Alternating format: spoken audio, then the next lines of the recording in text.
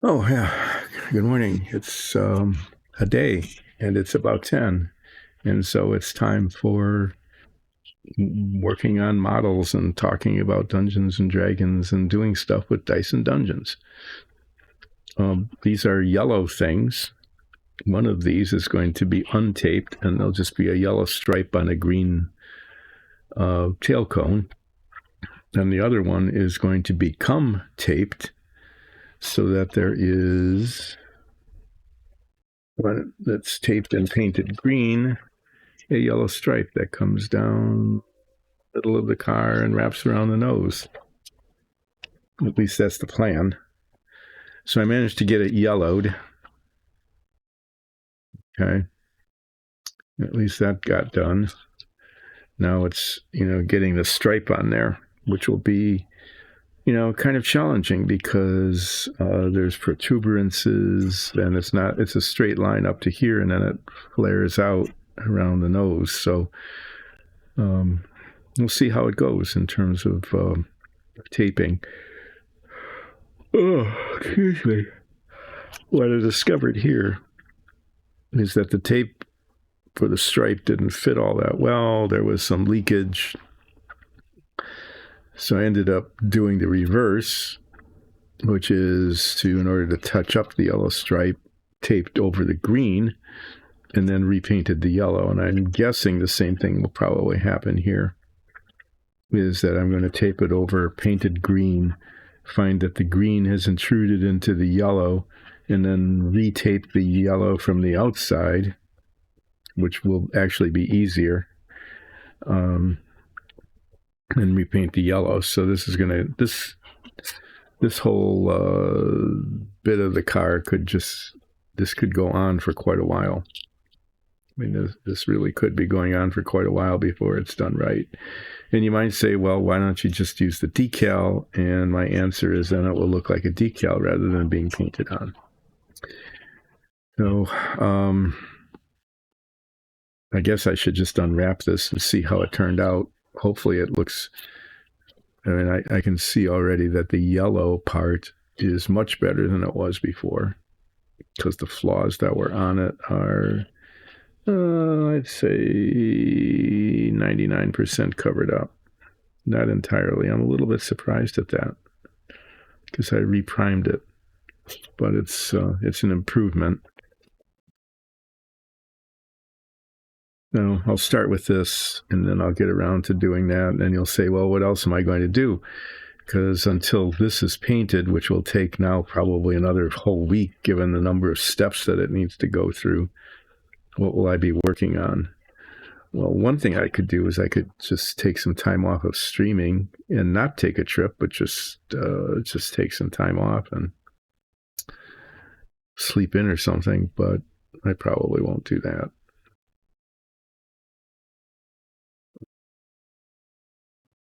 Stick in here.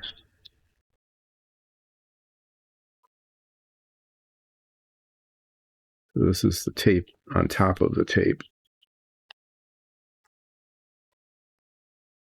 That's just fine. That's not a surprise that it's just fine.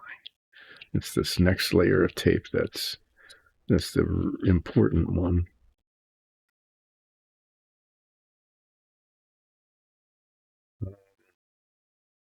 Is I can work on the Apollo model,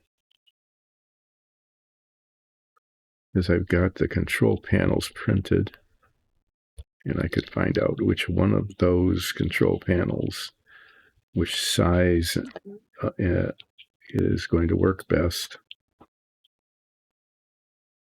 Now, here's the proof in the pudding.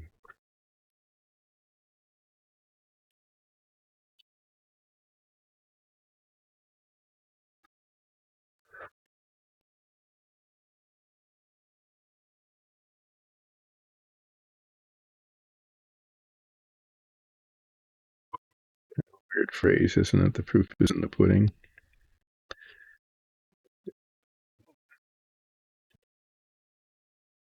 That looks good. I hope the other side comes out nice like that. Okay. It was a wise choice to do this. Well, almost. No, it's a tape. The tape is all stuck to my fingers.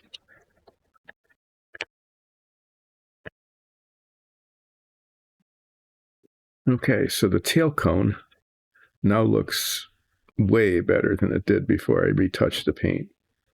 And if I can only get the same effect on the front here, if I can only do that, that would be great. It'll be good.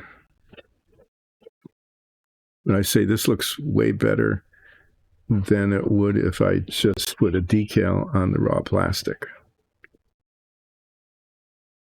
That wouldn't have looked as good. I'm just putting it over there in the box of stuff that's done, and I don't want to mess with it. So I don't need this box right now because I'm using this to hold stuff while I paint it. I can put this side. I probably do need the tweezers. I don't need the alligator clip.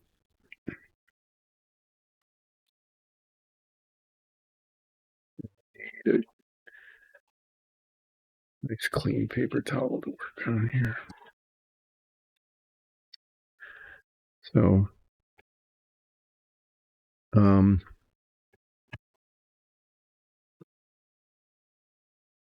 the stripe needs to be a 1/4 inch wide. So I'm using this 1/4 inch tape, which is 3/10 of a millimeter wider than the 6 millimeter tape. You can see the difference there. And it makes a difference on the model. It actually does, because the stripe goes, camera person zooms in, yay. The stripe goes right up against this raised bit here, and it's supposed to go from side to side like that. So what would be nice is if I could just run a piece of tape right across here like that to at least get the center stripe done. Okay, but I can't because this is in the way. And this is in the way. And these end up having to be painted green. Okay.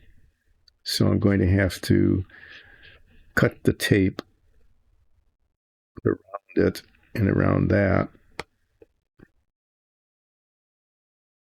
And then worry about wrapping the nose. I'm going to start with an easy bit. I think it's an easy bit. I'm not sure. We'll see. Which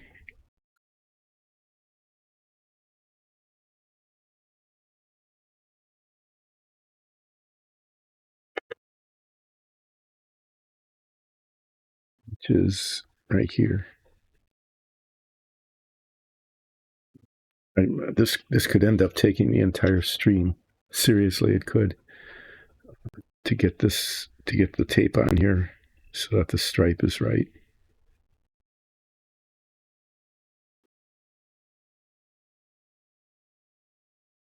To go right up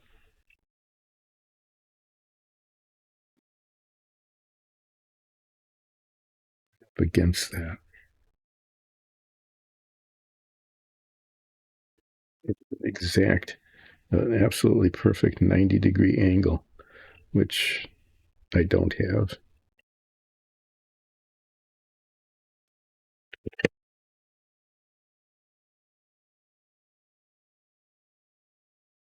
Still don't have. Yeah.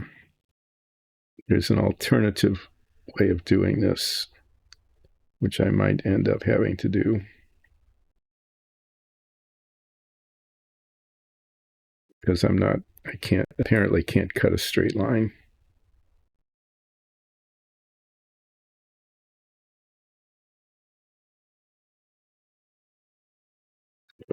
Yeah. So what I'm going to end up having to do is actually not tape up to it, but tape over it, push the tape down and cut it off along.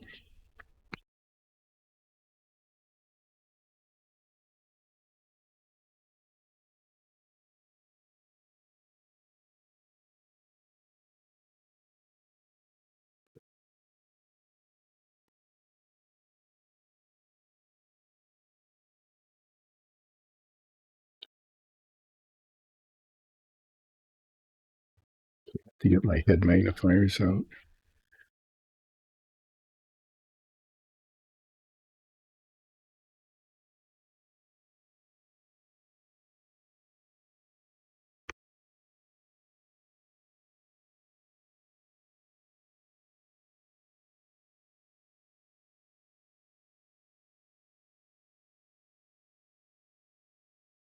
Yeah, didn't think I'd have to do that. They want it precise. It's not precise. It's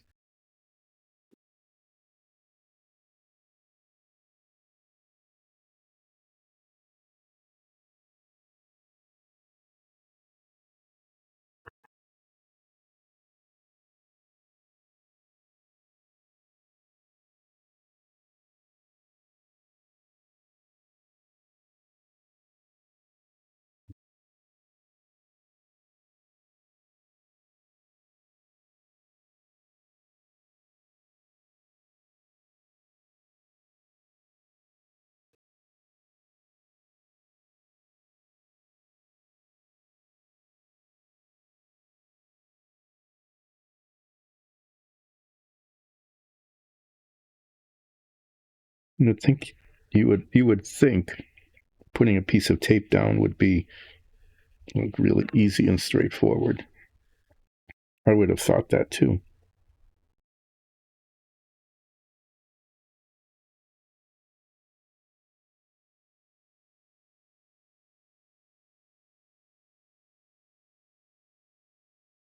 Until I'm actually doing it, in which case it turns out to not be that which I thought it might be.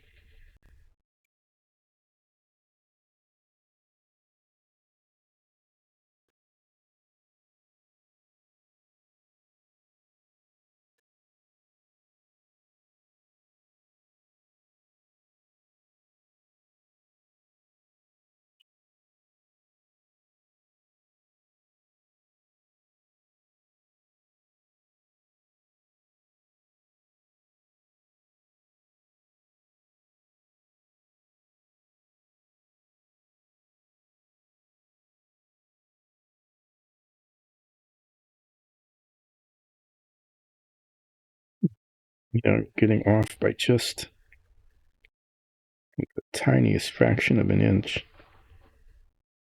tiny or millimeters, the tiniest fractions of a measurement piece thing.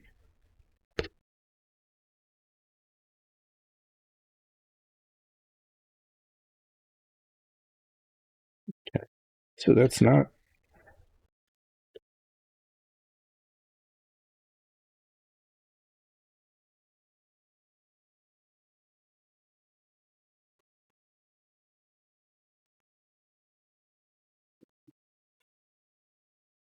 Is ruler.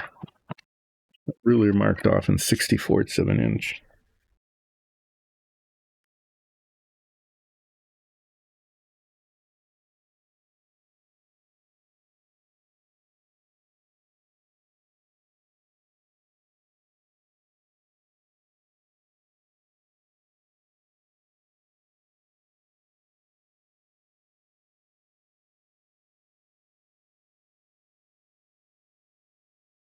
It's really close. Okay, so what I'm going to try to do, instead of cutting a absolutely straight surface here, is to push the tape up against the edge.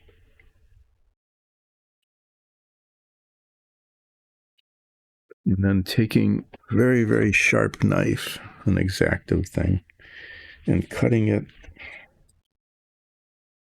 right across that.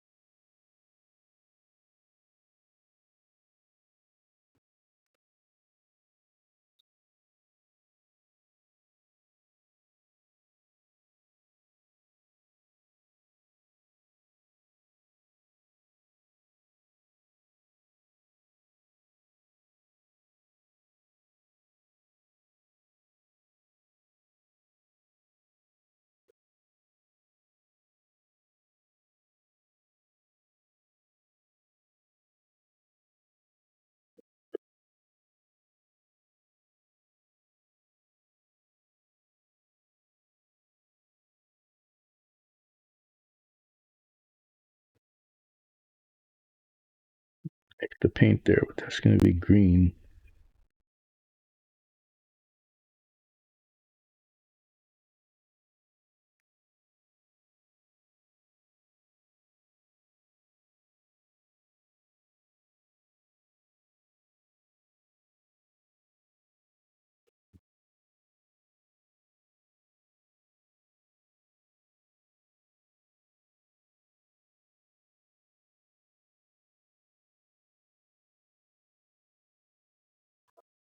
I think that will be okay.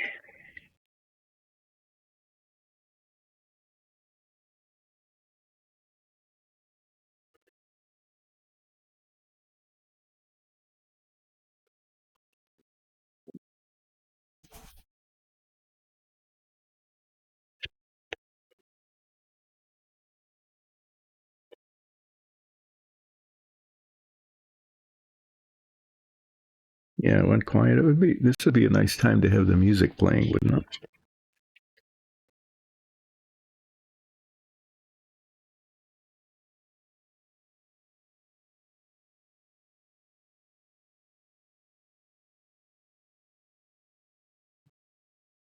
Can't really do anything better than that, really. No, I need to do this. This will be a little trickier because it's curved. I like to do that all in one piece. Then I need to cut that. I need to cut a hole in it for that.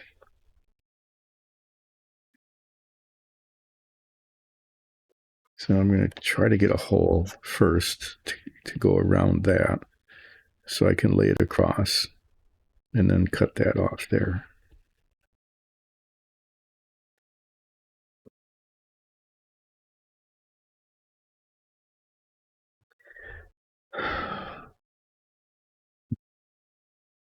Yeah, this really might take the whole stream.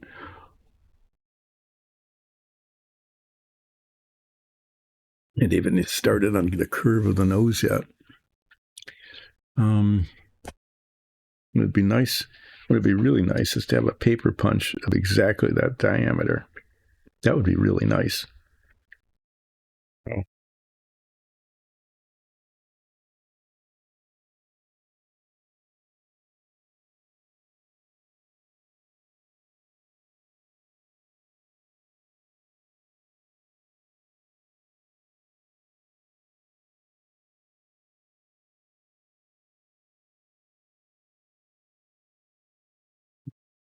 Paint right up in front.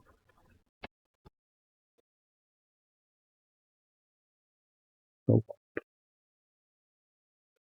after all the careful body work in the paint.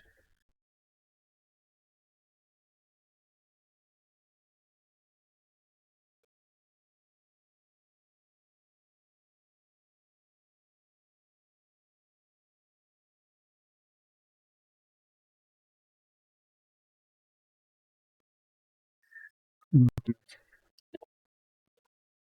then there's a ridge across here that's going to lift the tape up. Can be a source of leakage.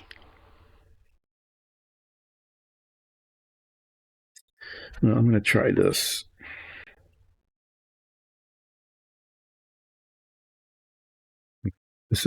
I don't think this will work, but it's just tape, so I can untape it again pretty easily.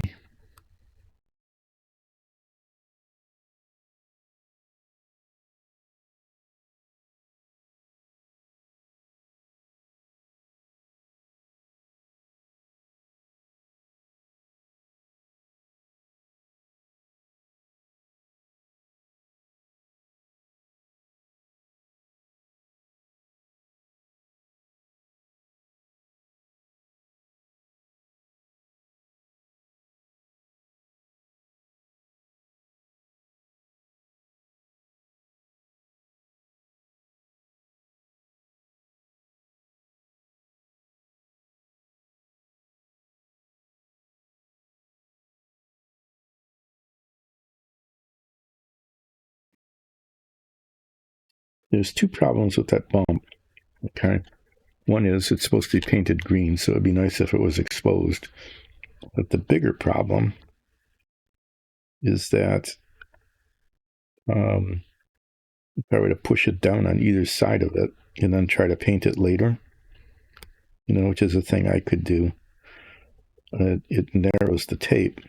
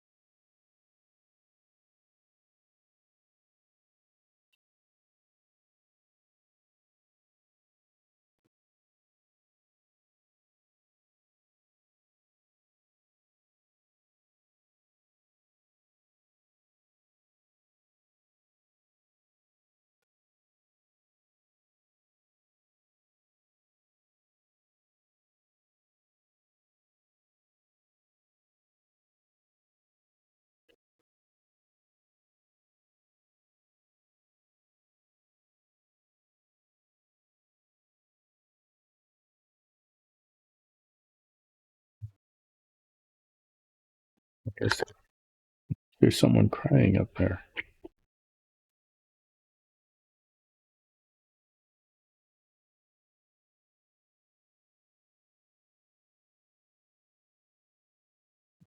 Just making crying noises.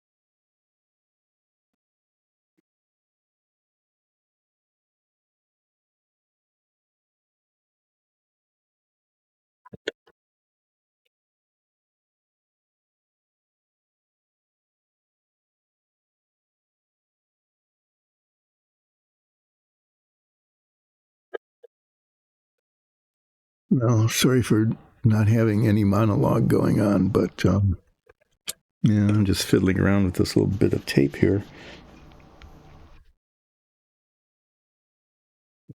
Round thing.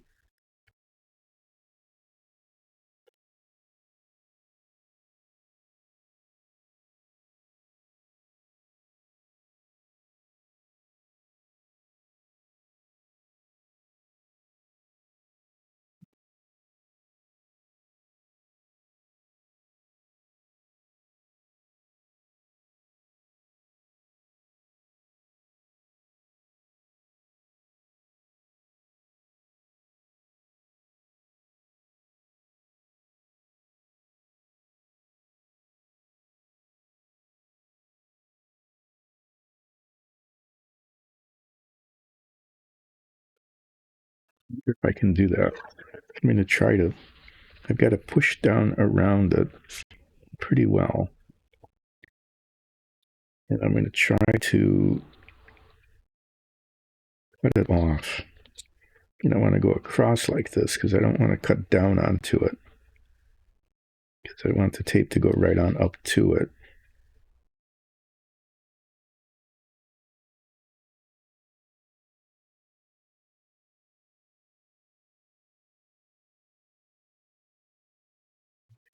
Two level thing here. Maybe I can cut it.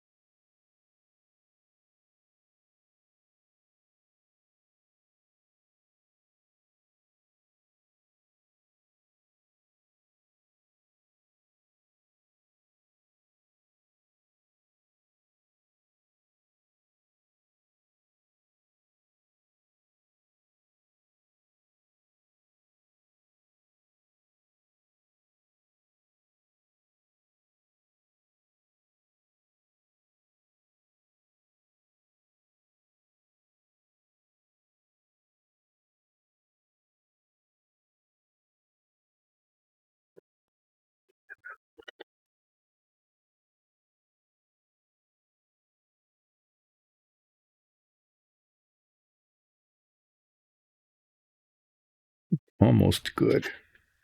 It's like right there. Right there is good.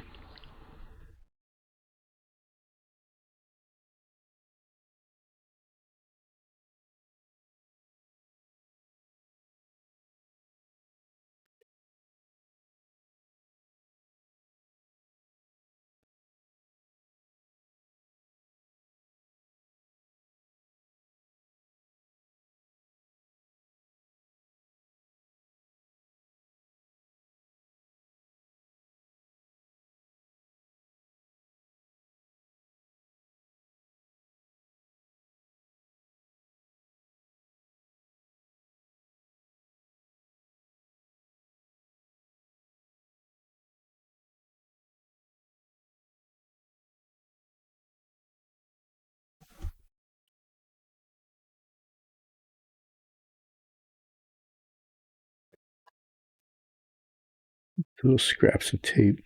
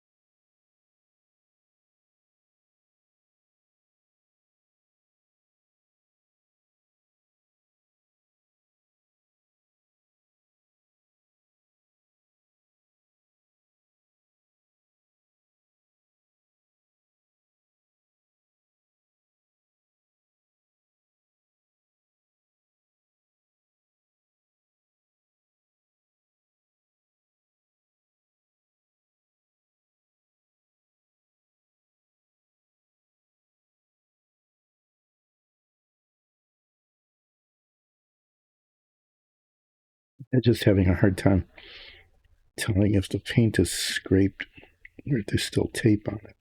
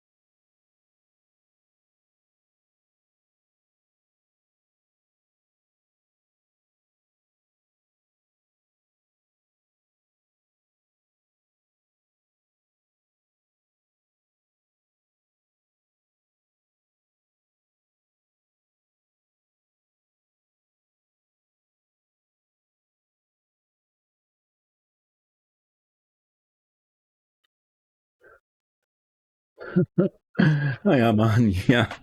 Um, Almost. I am trying to cut the tape away from this circular bit here, and I'm having some success because I'm trying to get this is going to be the yellow stripe on the top of the car. And I want this round bit to be green, and I want everything around it to be yellow.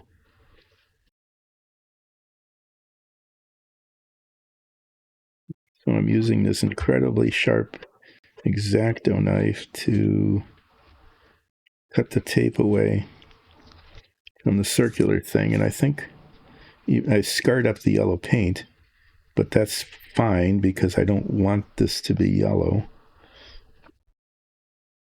It's painted.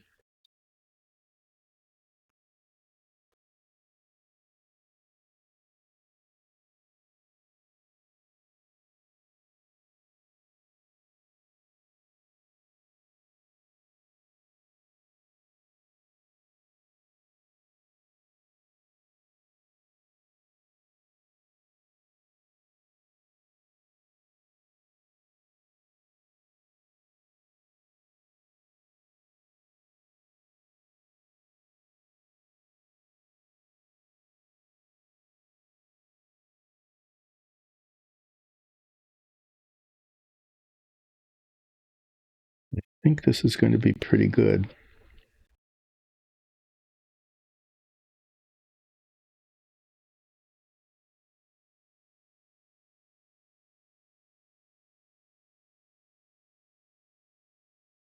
It's going to be as good as it could be if I hand painted it. So if an observer stays at the required 18 inches and the lighting's not too bright, that should work. I need to cut this off right around this curve in front.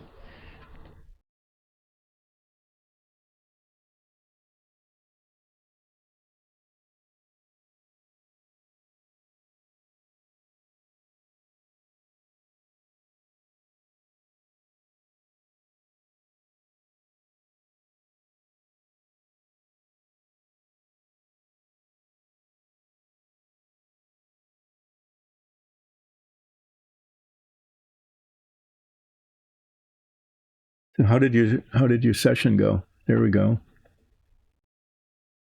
Oh no.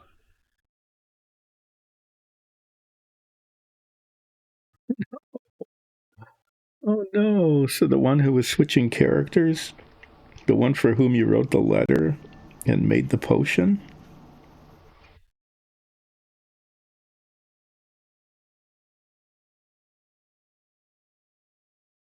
So are you going to be able to pick up where you left off then, or where they fell asleep?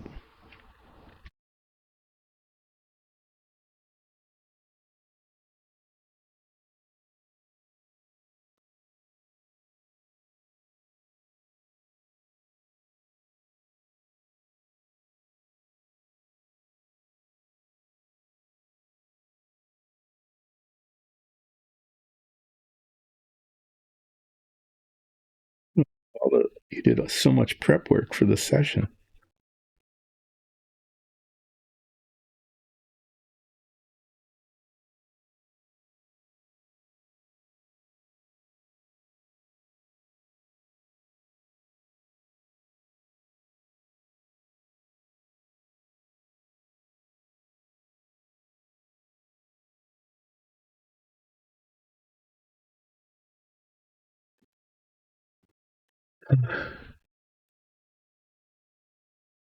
Okay.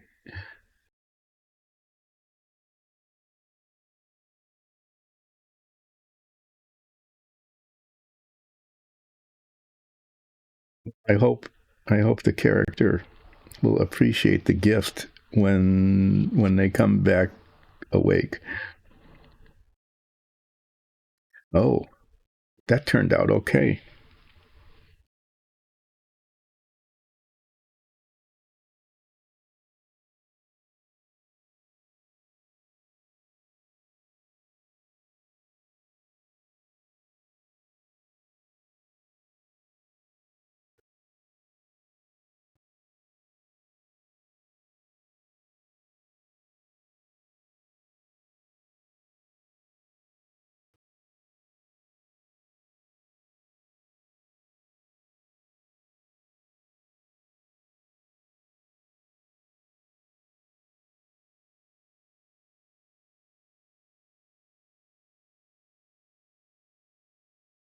Okay. I'm going to back up here and rest my back just a bit and clean up. There's just a lot of tape everywhere. So algae and flowers. Oh, it sounds really nice. So algae because of the sea, and the flowers to make it perfumey. Sounds beautiful.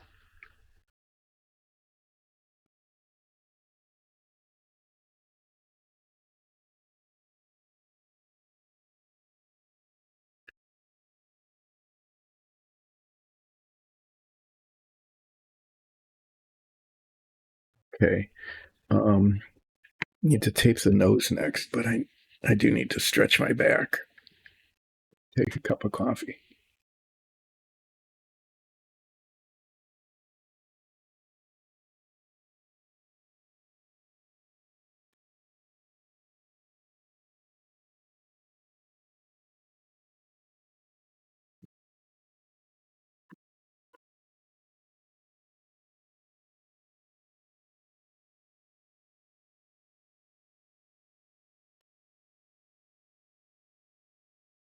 So I'm going to use slightly different tape for the nose, right around the nose.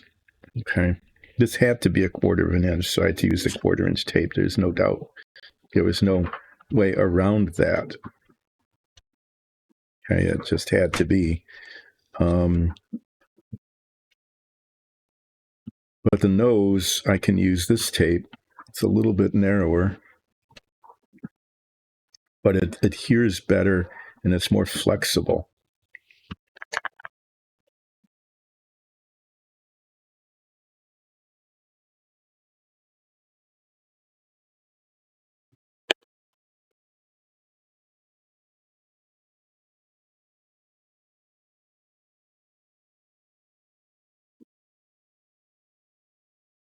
I'm going to put it just a little bit short of the front of the nose.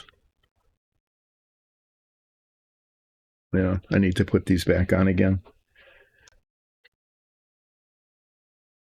So you're going to play again next Monday when you have a chance to do it to complete things. Then do you think?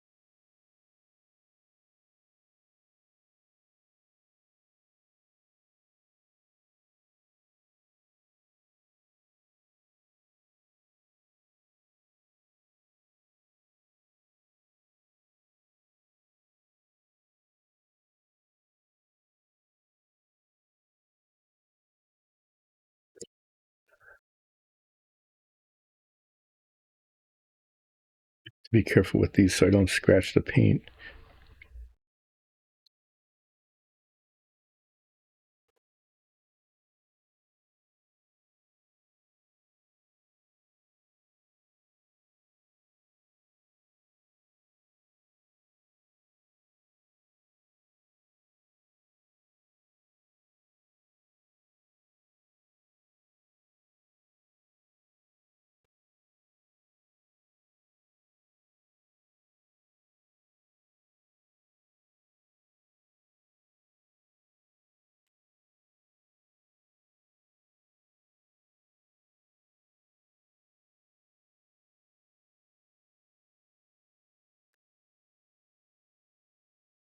Uh, 2 weeks. Okay. So Haroon should be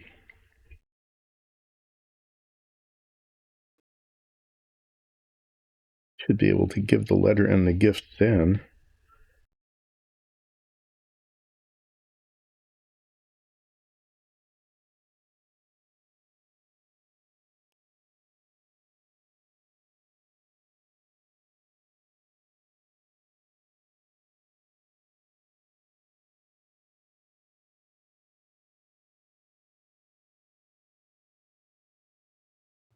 There's twists and turns here.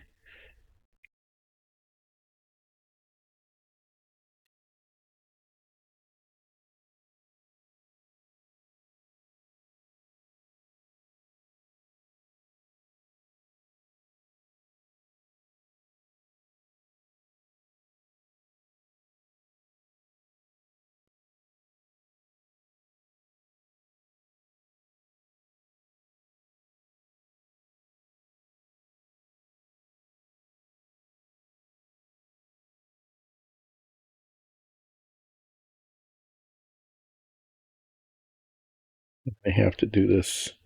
I don't like to have seams in the tape because sometimes there's a gap underneath. But in this case, I need to do that.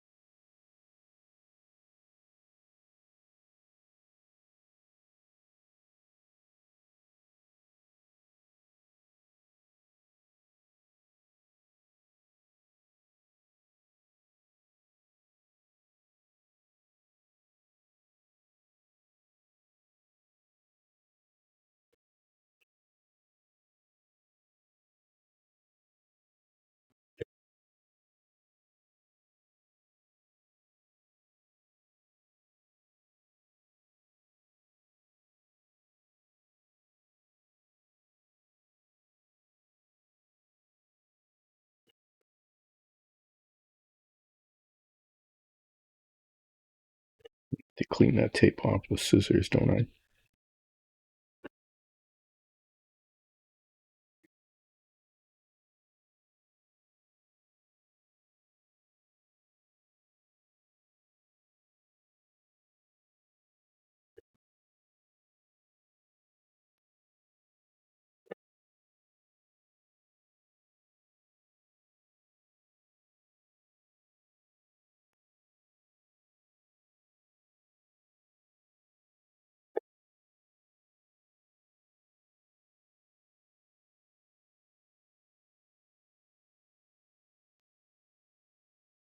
I was thinking this part would be much easier than it is.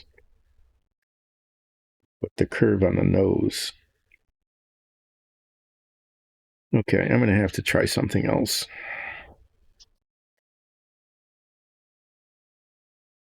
Because this just isn't working.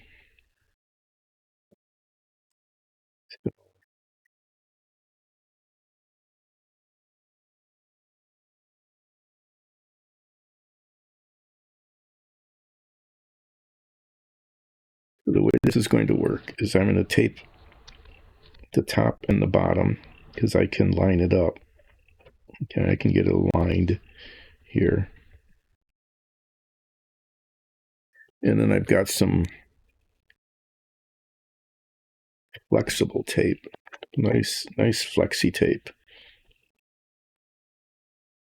that I can use to wrap around the roundy bit here. And then I can line that up with the ends of this. Okay, so that's the right distance there. And do the same thing on the bottom, this little bit here, and then use the tape that's supposed to be able to work. It's designed for curves.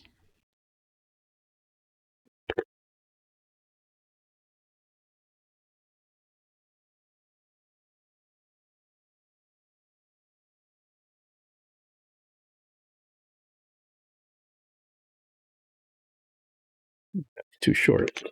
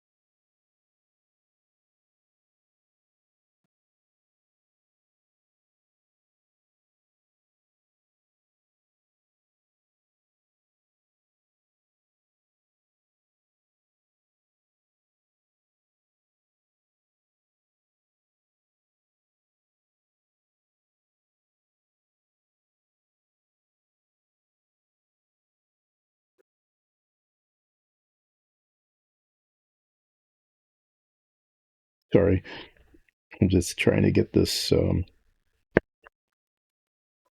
this nose taped here.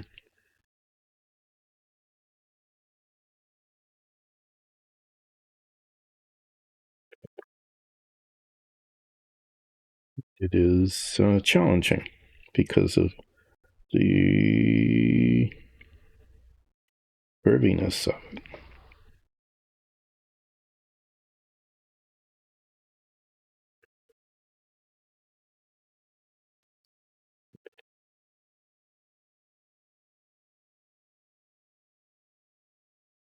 Especially on the bottom here.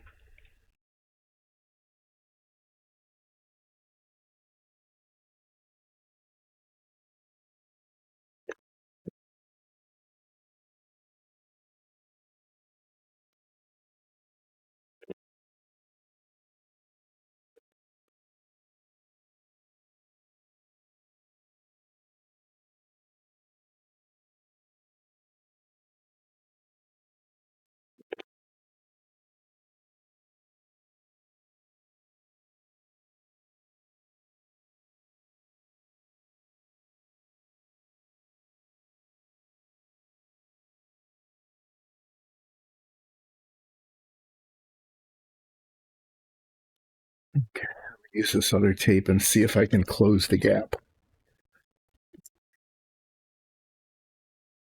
This is supposed to work really well on curvy things because it's flexible. It is flexible. I've used it before. The downside is that it doesn't adhere quite as well. So there's always there's a little bit of a. I mean, this yellow tape Makes really nice, clean lines. Okay. I mean, it just absolutely does.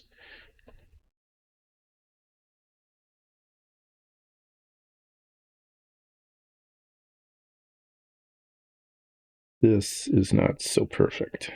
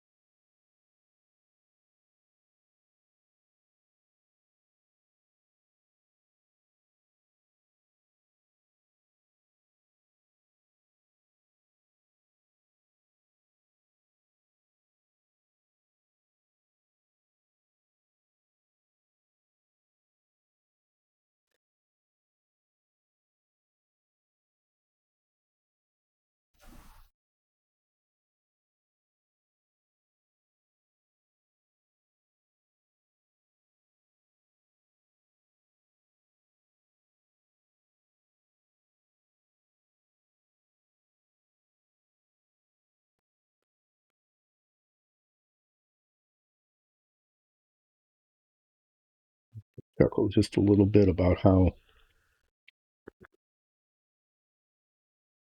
difficult this is being.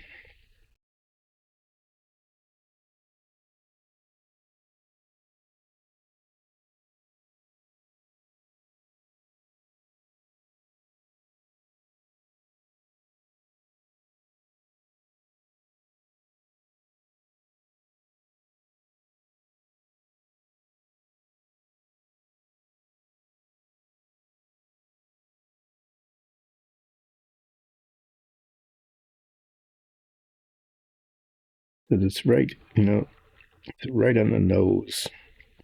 So this part, it just shows, and it is one of the most visible places on the entire model.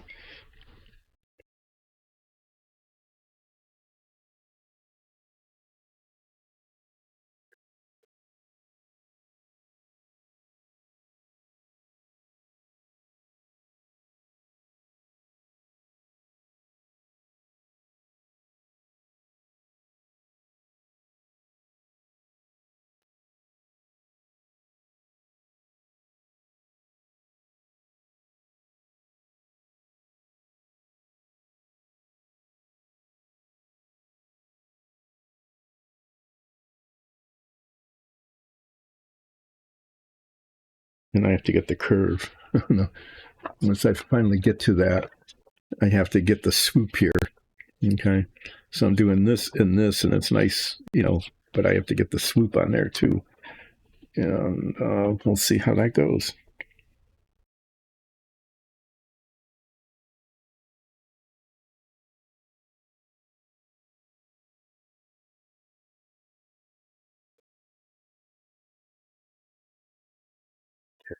Seems to be holding.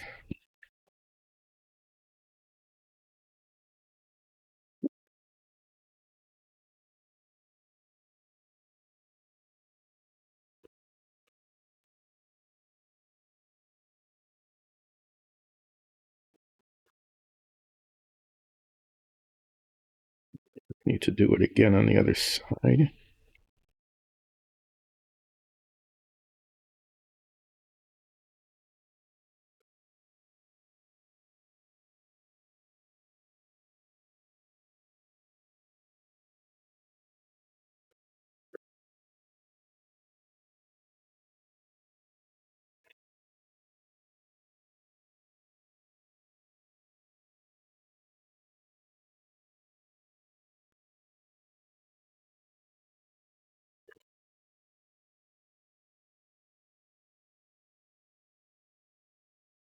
So the character that was leaving was a marine elf. What's the new character?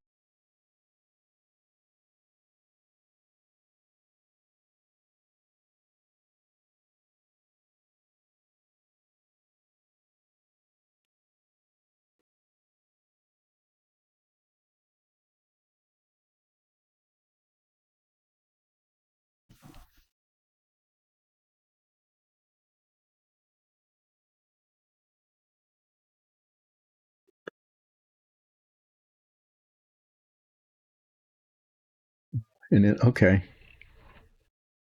more like a spy though, like more like an investigative reporter kind of thing.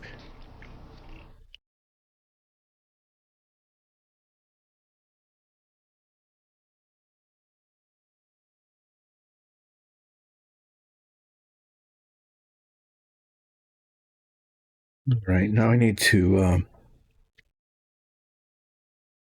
figure out how to get this swoop thing going here. It goes up quite far up.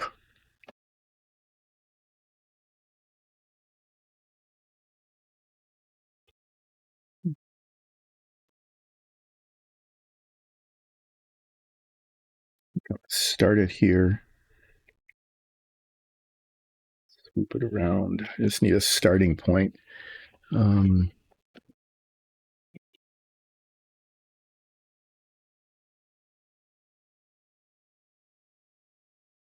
Start making weird noises this morning. I hope they're okay. I don't know what's going on with that.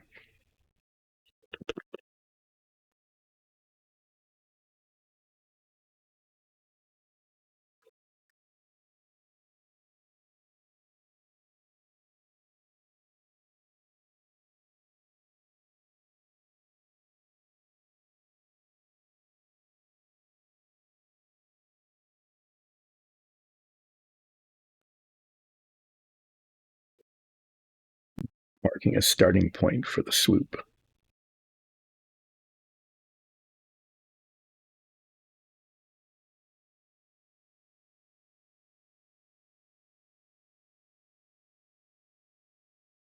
Well, let's see how this works.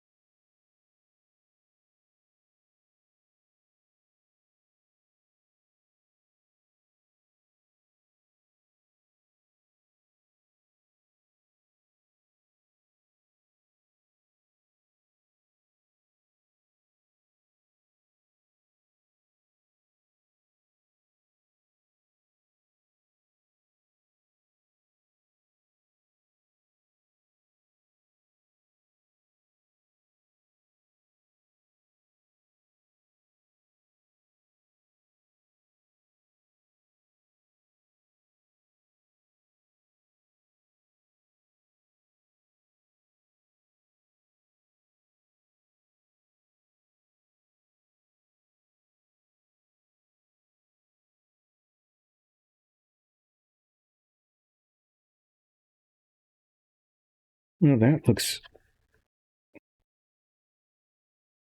pretty good.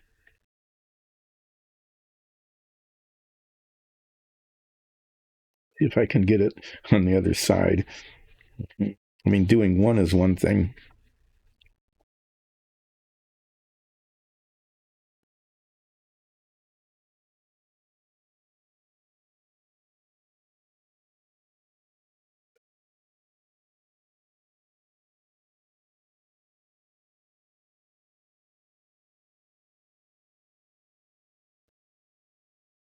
I can actually pull this off. That will be, I will rate it as a major miracle, really. This piece of tape's all screwed up.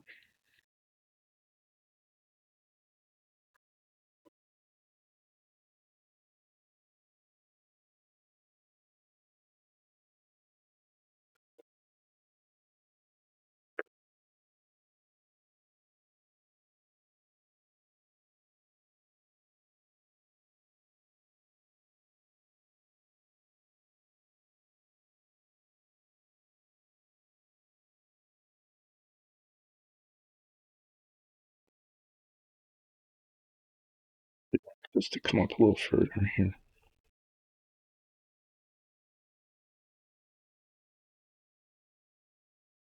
Is that not sticking?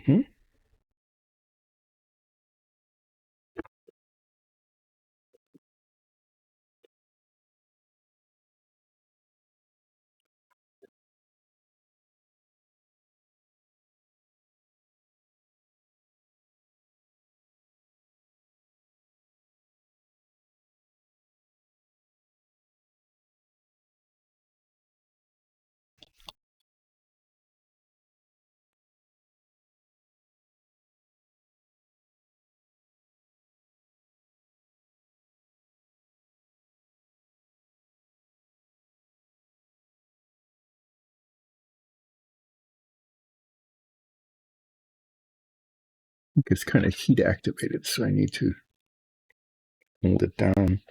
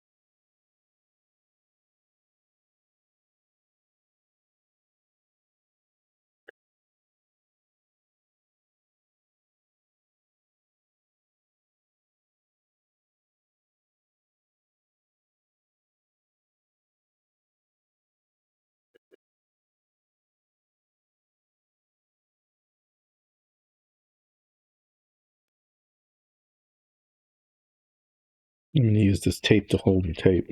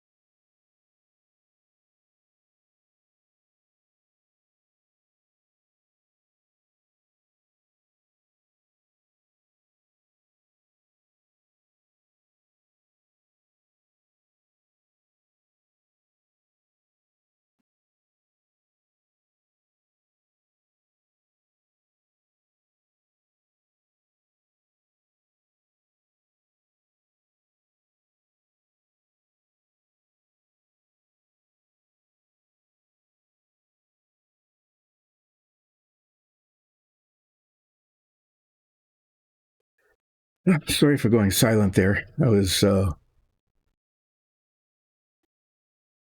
trying to get the swoopy tape bit there. And trying to make sure it's symmetric. Putting some tape on the tape to hold the tape on the tape. So it's the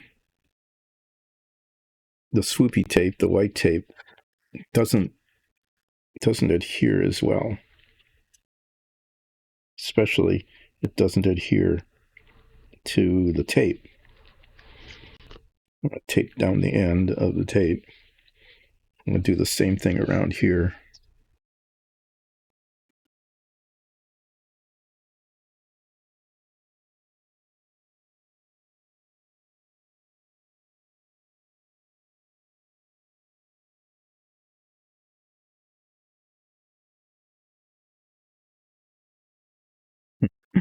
Yeah, except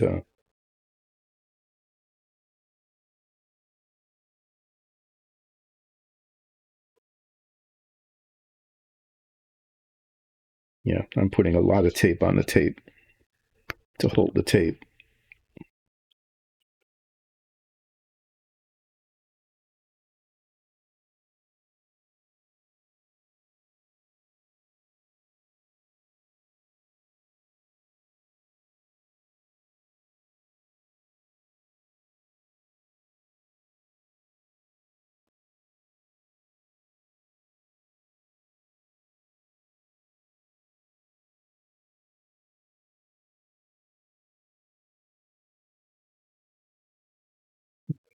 Getting the tape over the edge of where the tape needs to be.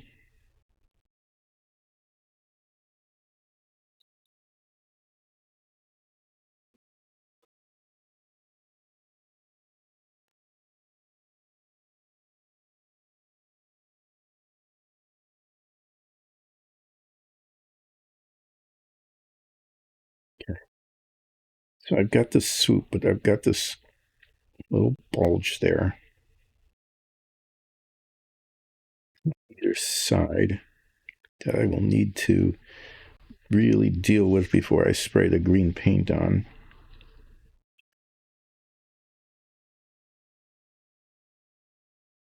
Pretty satisfied with the swoops. I think those will be okay. Just to be sure, I'm going to put more tape on the tape though.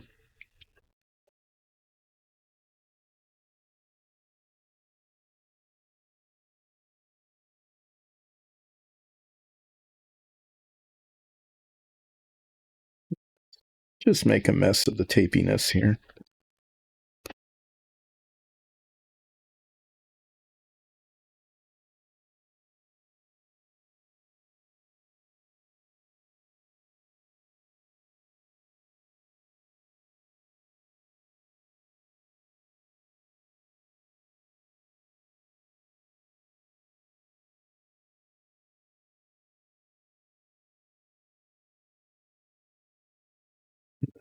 And turn it over and discover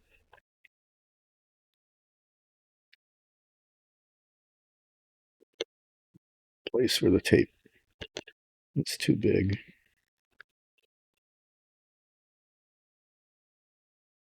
And just so I don't forget, because I need to cover the nose. Okay, I don't want to get, I want to cover that. So I'll take some little bit wider tape. Before I paint this, I'll be, pushing down the tape.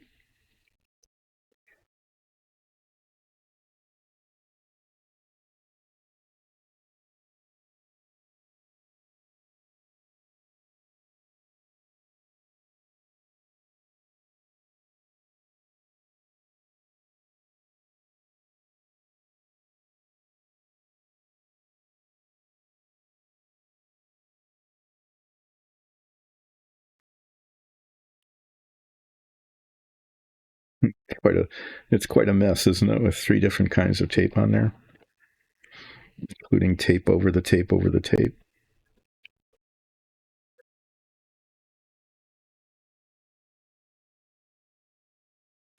Take these off. They're awkward right now. Yeah, wasn't talking about anything. Putting that on actually was more difficult than some of the painting I'd been doing.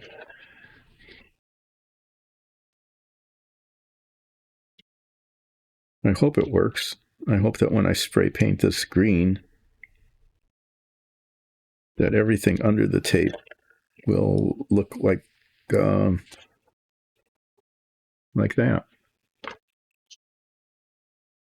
If not, then I'll get to start over by taking the paint off, or I don't know, doing my best to try to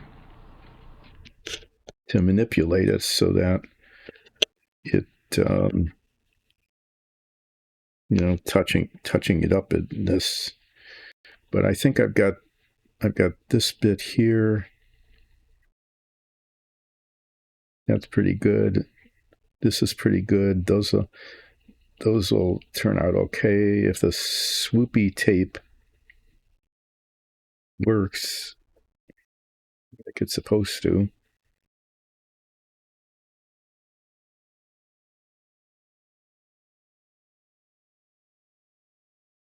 Should be good too. And if the stick holds, which it isn't,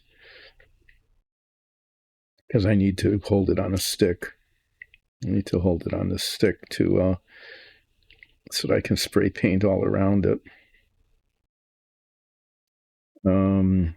Yeah, I'm going to pretty much at this point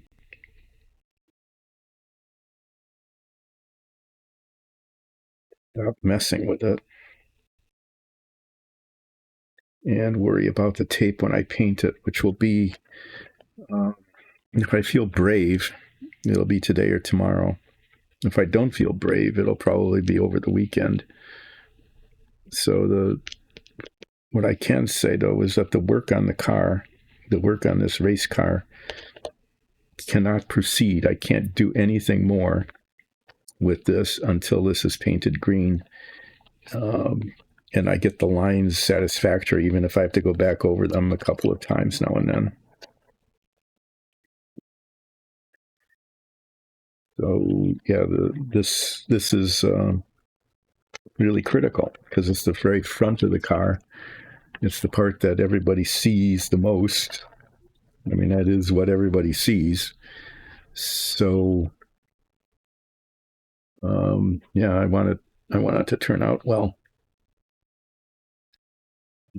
Find out.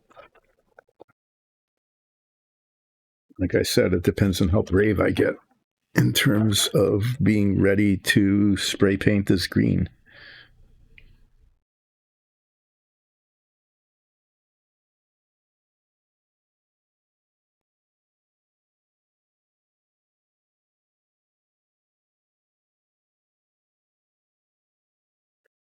And then it'll be a matter of how much touching up needs to be done.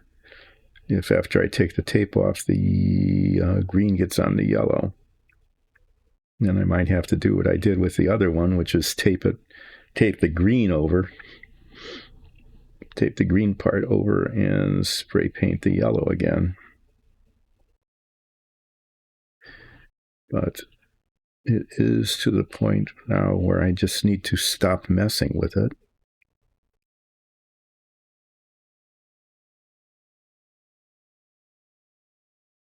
Something's wrong there.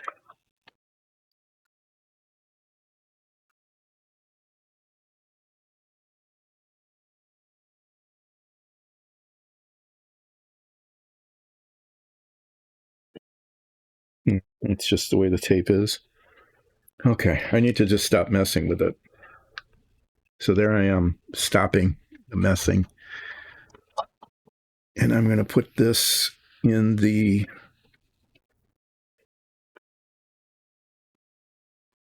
to be painted box. I don't want to set it down like this because I don't want the tape. I need green paint to go along the bottoms here. Okay. So that doesn't show yellow. So I'm going to need to, I need to jig something up here to hold it.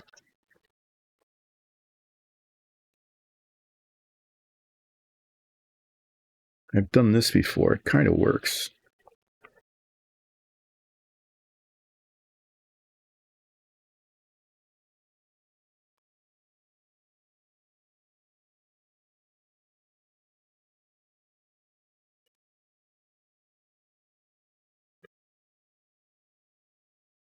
Yeah, that'll work.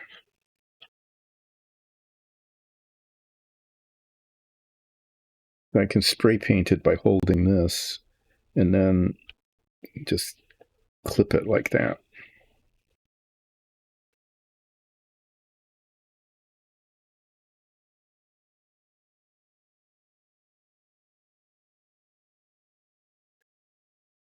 Because like I said, I need to get green paint along the edges here. This is going to be, I'm going to need to do this in like 3 small coats, I think.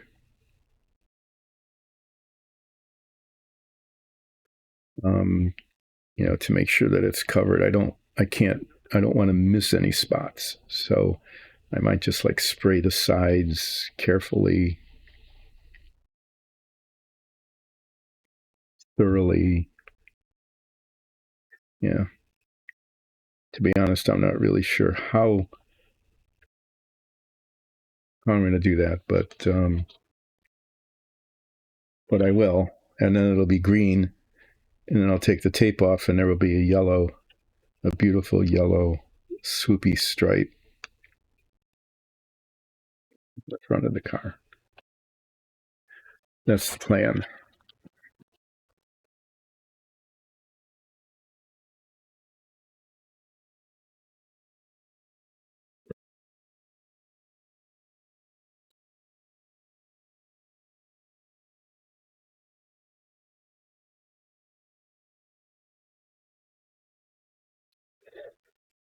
Ah, ah. Oh, man. Oh, those clips do clip.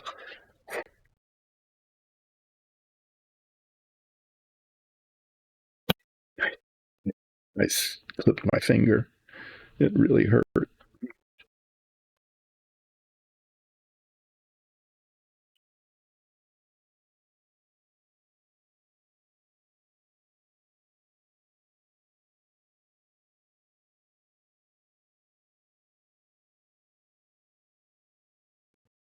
That was painful. That was almost as painful as when I smashed my finger with a hammer over the weekend fixing the fence after the tree fell on it.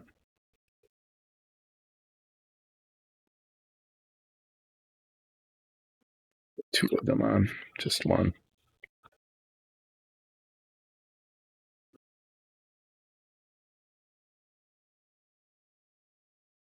Okay. Well, there. That's the plan. So, at the point when I get brave enough to spray this green, I will spray it green, and then take the tape off and take a look at how it turned out.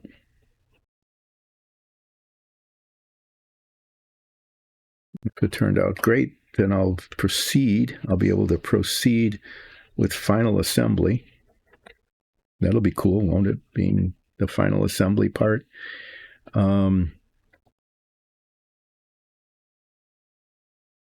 Yeah.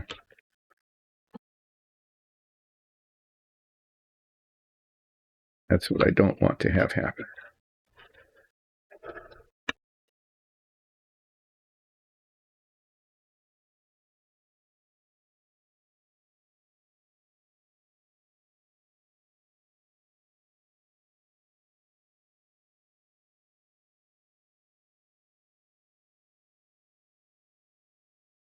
I think what I'm going to do is spray the bottom. Okay. and then put this on here and then spray the top. Instead of holding it with my hand, I'm going to let it just be on here, and I'll spray the top.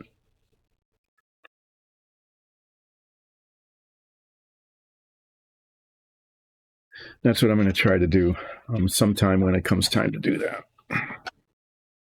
What did I use? An hour and a half putting tape on? Yep, I did. I hope that turns out okay.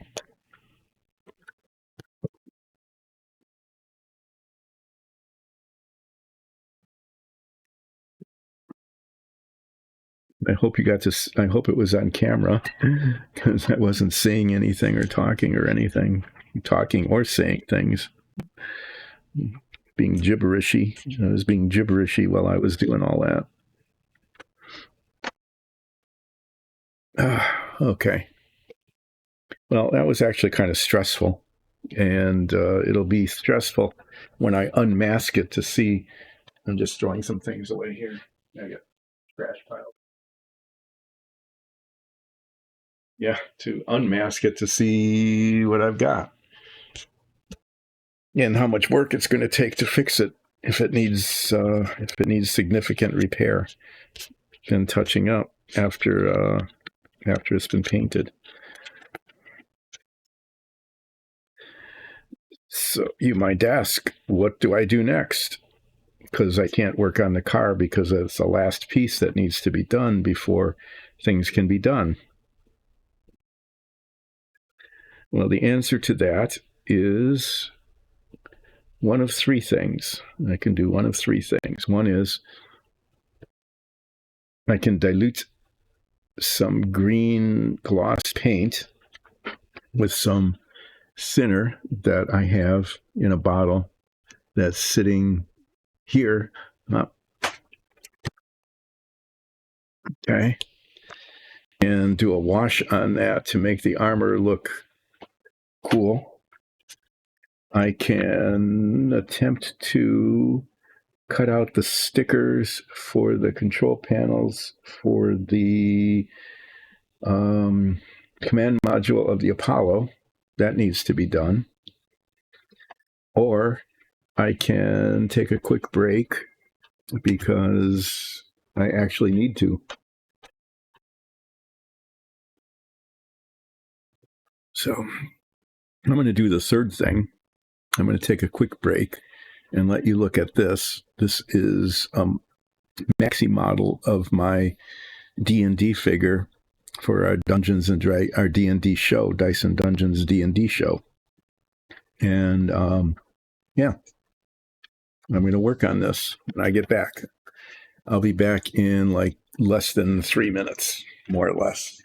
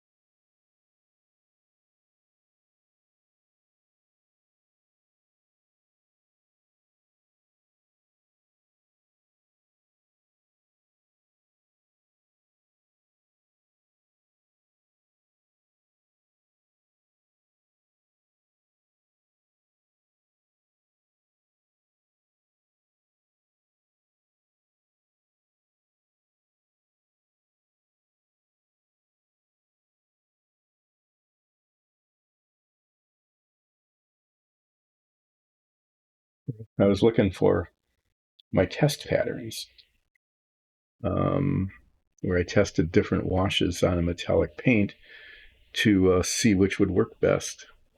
And it was right here, but now it's not. So I'm going to look again, or just do it, I guess. Um, I've got this shiny green paint and the thinner and an eyedropper and the big brush be loosened up a little bit. And what I'm attempting to do, and the test actually worked, okay, but now I can't find it, so I can't demonstrate it, is I wanted to make shiny green armor, metallic green, and a long time ago, when I was painting Warhammer figures, I actually succeeded in doing that by painting a base coat of metallic and then putting a green wash over it.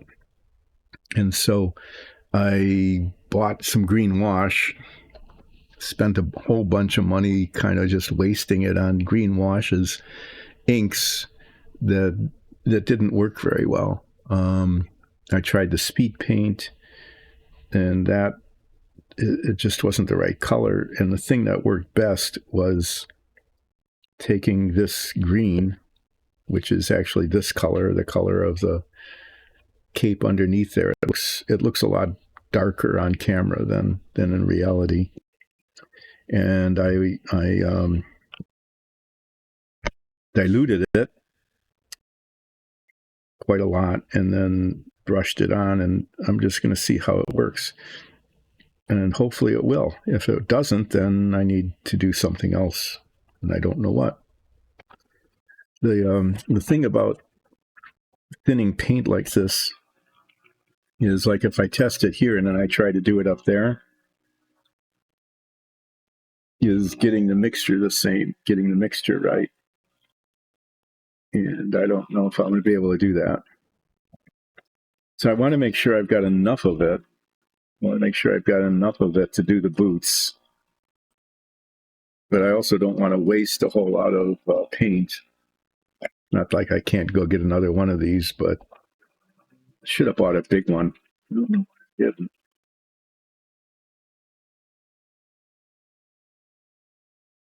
I know why, because they didn't have a large bottle. They only had the little bottles. So I'm going to put some in one of these wells. Here, I'll show you what I'm doing. I'm going to back up a little bit. Thank you, camera person, for zooming out.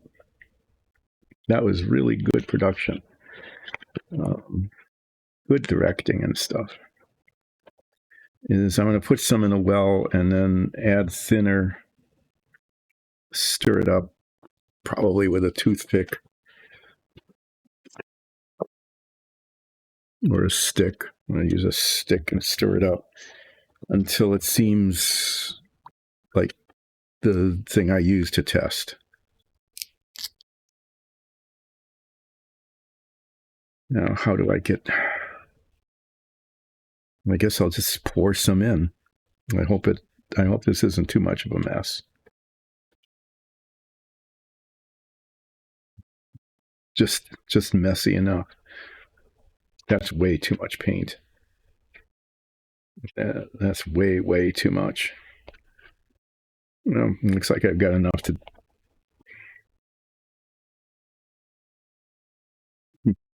make a mess.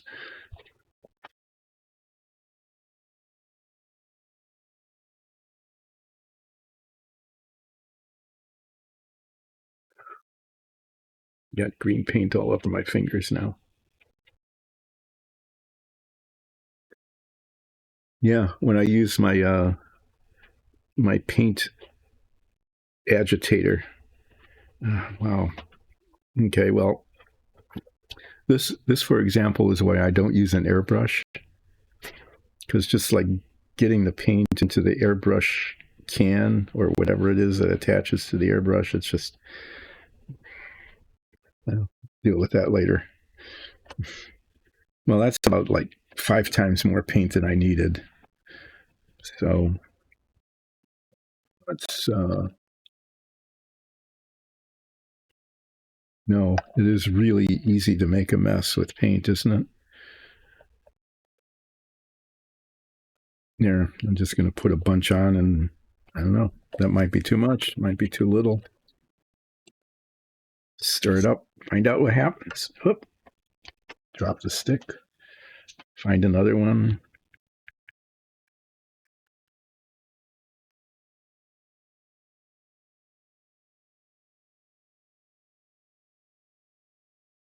Really pretty color. I really like the color.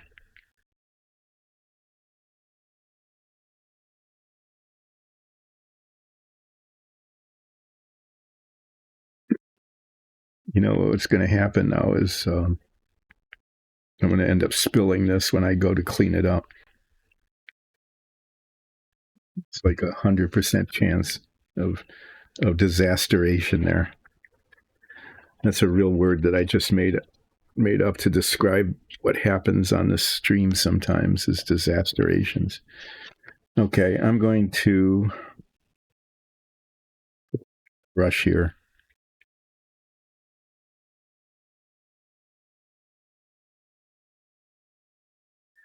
Oh, you know, how can you tell how it's going to go without doing it, right?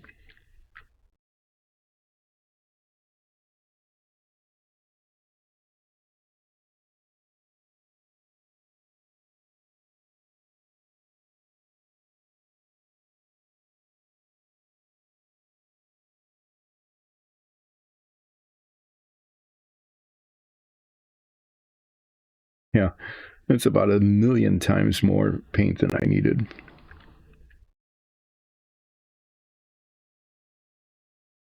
Like I needed nothing.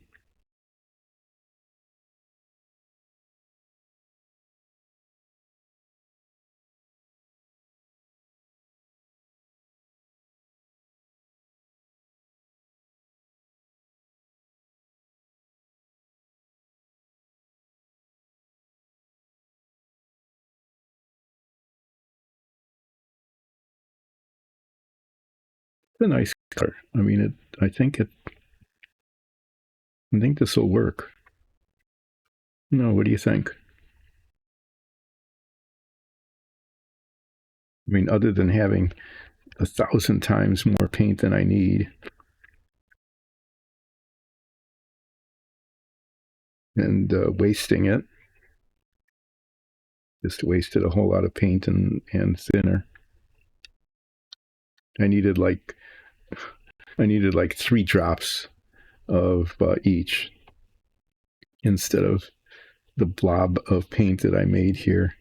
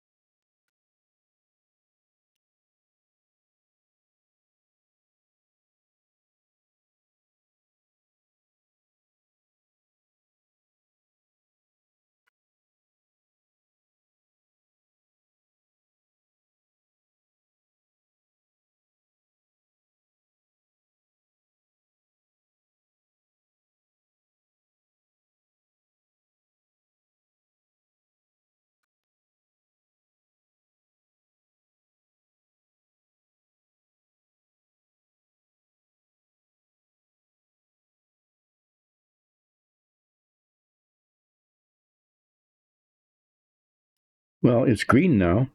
It's green and shiny, which was what I was going for. I wanted it to be green and shiny. I don't know what I'm going to do with this whole pile of, what I'd really like to do with that is save it. What I'd really like to do is save it so that I can use it on the rest of it, on the rest of the armor, because it's already there. I wonder.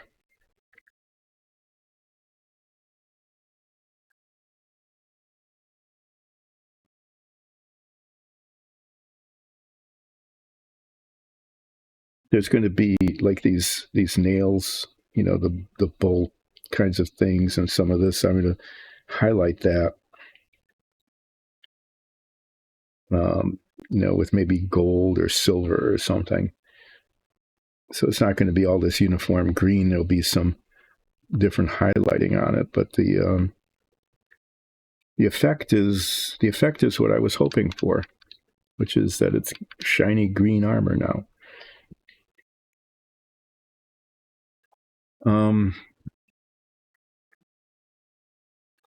I really want to save that. I wonder, I could put it in here. This is a nice little container. It seals. Because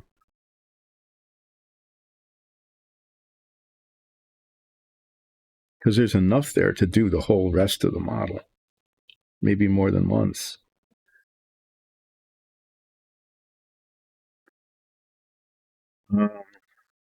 I could use. I wonder if I can get this clean after I use it.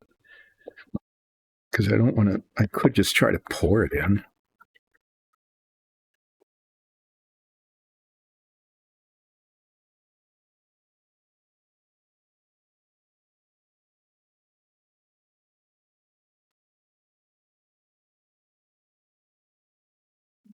That's what I'll do. It wasn't nearly as much in there as I thought there would be.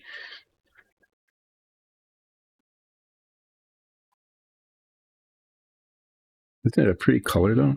I don't know. It looks better here than it does on camera. The camera makes things look kind of dark. So I don't know if this is going to hold up or not. Okay. I mean, I really don't. Maybe it will. If it does, then I've got some nice diluted wash. Seal it up. I don't know. It'll either work or it won't. If it doesn't, it's not a big deal. I'll make more. Since I still got some left in here, though.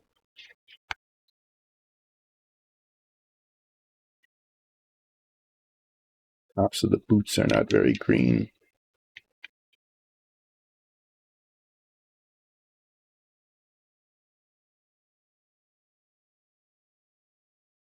I can practice. I can use a little of this. I've got it here.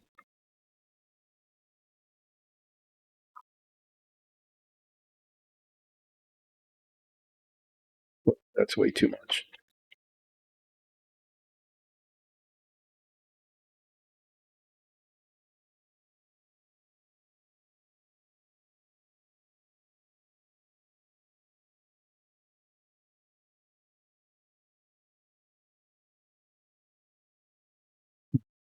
Yeah, it's interesting. This was printed on PLA, and so it's got this kind of weird texturing on the boots.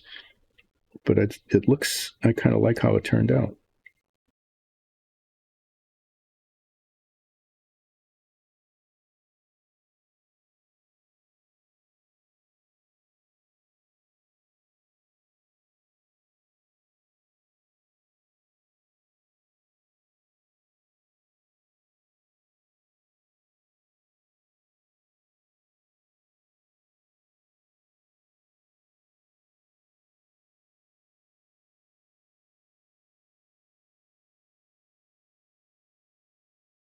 Looking for spots I've missed. That's a common thing, is to miss spots.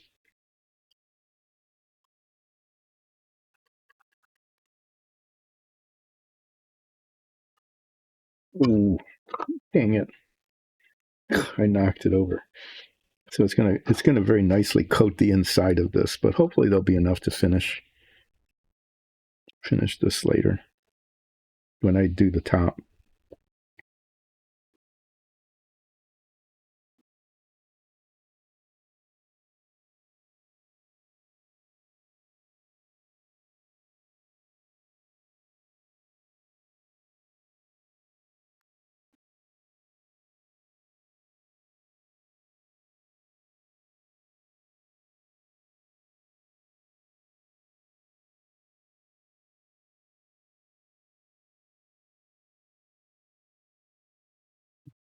What do you think? It's kind of, it's nice and green and shiny. I think that's going to work okay. I need to paint the rest of it metallic color. That's what I can do. That's what I can do for the next hour. No, it doesn't. That was a good question, though. Mm-hmm. Don't shake the filled container. Don't knock it over. The boots and the armor are all the same material. This little skirt-like thing is the same material as the cape. And so this is going to get painted, whatever this ends up being painted back here. Hi, who? Yeah, I will do a flip. So far, things have not gone badly today, so I might as well see if I can do... there's a spot there that I missed. I'm going to just keep going back and forth on this.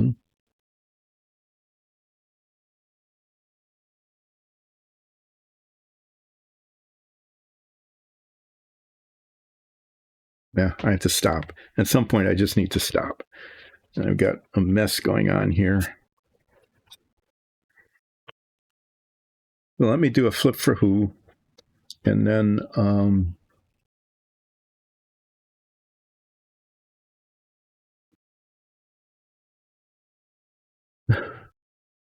no, who didn't? And then I need to clean my fingers. I'm going to clean my... No, I'll do a flip first and then clean my fingers. I think that's fair. Let me get the brush out of here so it doesn't get mangled.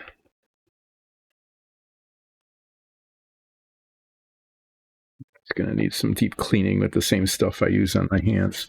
Okay, a flip. I haven't done a flip in a while, so let's do a flip with a big thing. 1,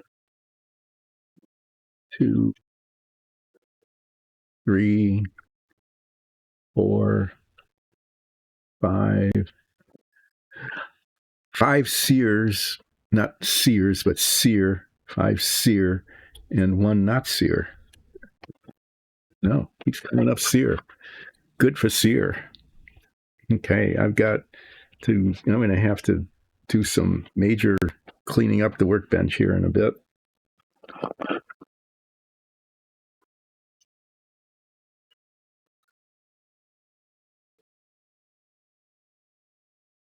This is just some isopropyl alcohol, which is better at cleaning this, maybe.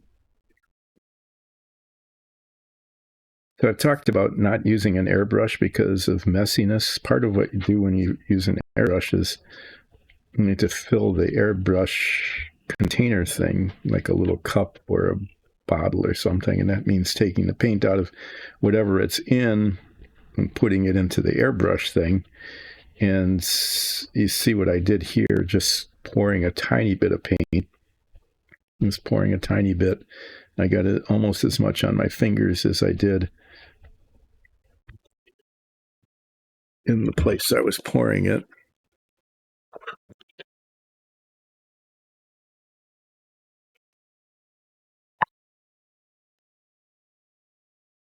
I don't know if that makes any difference doing that, but I saw a Bob Ross thing once, I don't know, like a year or so ago. And he would clean his brush. I couldn't see what he was splishing it in, but he would you'd hear it. You can't hear it, but you can see it. And I guess the brush came clean. In this case, it's not. I don't know what kind of. He must have been using some incredible solvent, probably something that was highly poisonous and so on. Actually, this brush needs lacquer thinner. Oh my! Okay, that was off camera. As I was putting the bottle away, I smashed it into the top of the microphone, and the microphone nearly fell into that mess, which wouldn't have mattered terribly much because it's black and you wouldn't see it, but nonetheless. Oh, okay. This is getting to the point where I'm really getting close to making a disaster. That piece that I very, very carefully taped a little while ago, I set it on a bench behind me, and when I was opening the drawer for the lacquer thinner, I nearly knocked it over. So I'm you know, this, who knows what's going to happen here in the last bits of this stream. It could be way more exciting than I would like.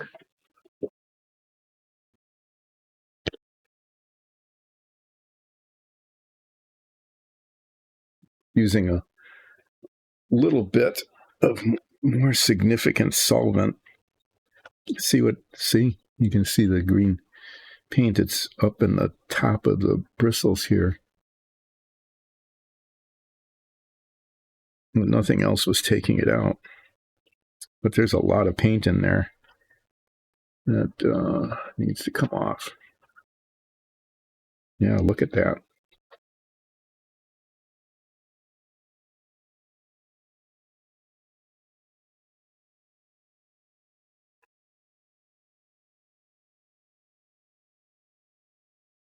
As much of that isn't in the brush and is on the paper towel instead, the better off the brush will be.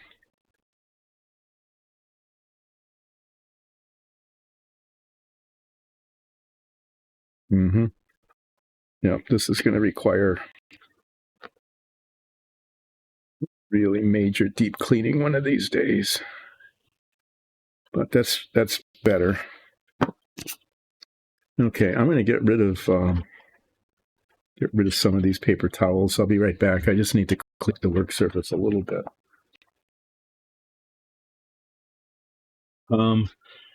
So when I'm painting the armor here, the armor comes up to places, where it's touching where the leather is underneath, and around the sword and stuff. So I'm going to use, I think, this brush.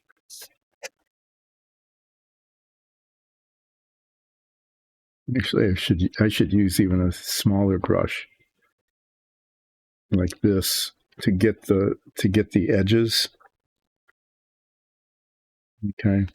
And then I can use a much bigger brush like this, bigger in the sense of more bristles, to fill it in. So I'm not sure how far I'll get here. I'm going to start painting metallic on this, and a lot of it is going to be doing boundary lines. Okay, and since I'm doing boundary lines, it's going to go quite slowly. I have to think of something to talk about while I'm doing that. I don't suppose I don't really need to talk about the race car while I'm doing that because I'm not working on the race car. I'm going to talk about dice. Let's see if I can get I'm not even getting the swirly thing from, there we go. There we go. I'm getting the swirly thing on the camera here from vibrations from paint stir.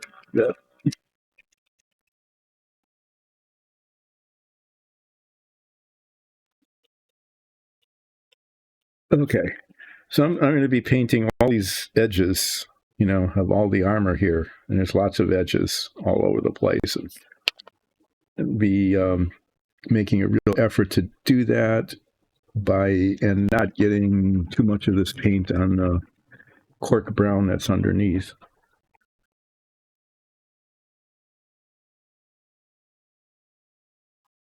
Now we just taped a huge combat. It was a vicious combat, and my character Ulseth, the Furbolg fighter, it's kind of a tank character. I mean, because the other ones are ranged or magic users, and they're a little squishy. So I took a fair amount of damage, but I didn't end up mostly dead like I do sometimes with those kinds of encounters. That, in D&D terms, being unconscious and having to make saving throws. That didn't happen, which is, I'm sure, disappointing to everybody else, but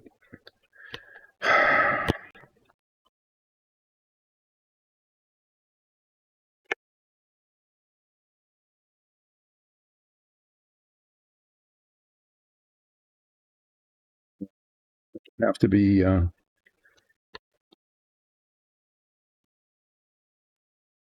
sides are going to be painted different anyway.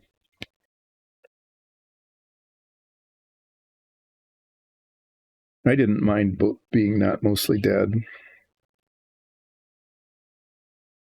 We encountered 3 non-existent Fey creations. We're in the Fey realm because Zoria, who dabbles in Fey magic, decided it would be, oh yeah, that would be really cool. Let's go to the Fey realm.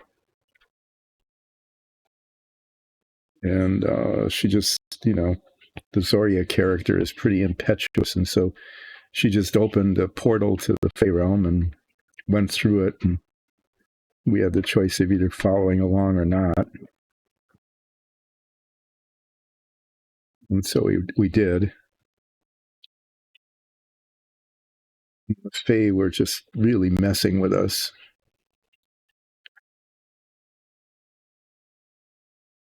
And 3 Fae creations. I'm not even sure what they were. They hit pretty hard, though.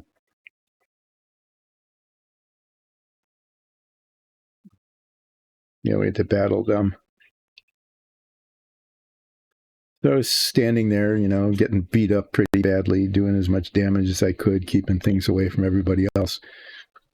And I never got any of the killing blows in when we won the fight. But the other 3 players, Nine, Zoria, and Holwyn, each got a killing blow. Good for them, and I didn't. That's the life of Ulseth Ralph.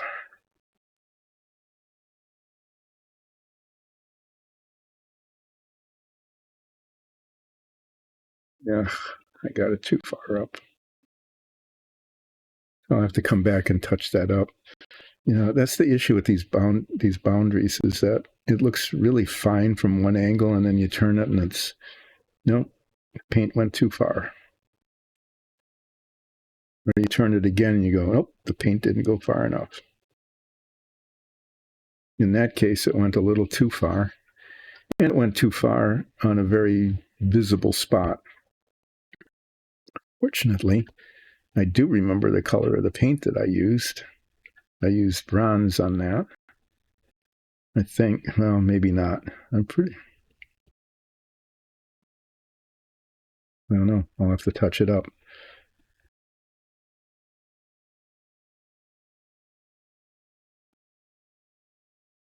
Thought I used bronze, but maybe it's not. Oh no, I used brass and then I put bronze over it. I'm going to use bronze paint to touch that up right at the handle here.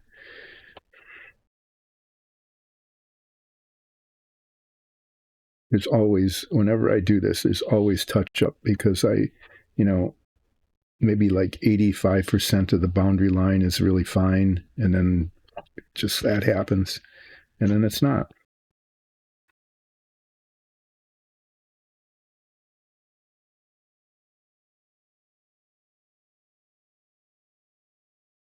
For the most part, with these acrylics, it's fairly easy to go back and forth. There, and I got some on the skin, on the leather, not the skin, but the leather undershirt. It's just a touch, just a little bit right there of just too much.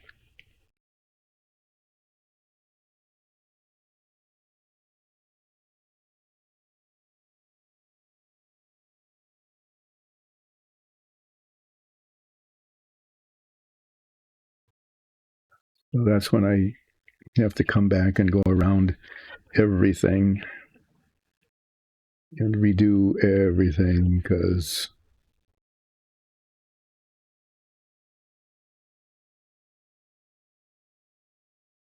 fine from one angle and then it's not from the other. It needs to be redone. So a really skilled painter would only do it once, because a really skilled painter would get the paint exactly where they wanted it to and not where they didn't.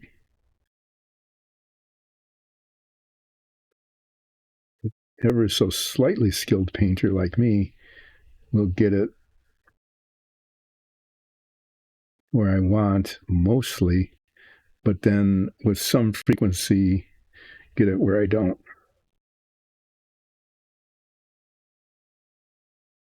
This is what's happened on the sword, and which just happened on the top of the arm.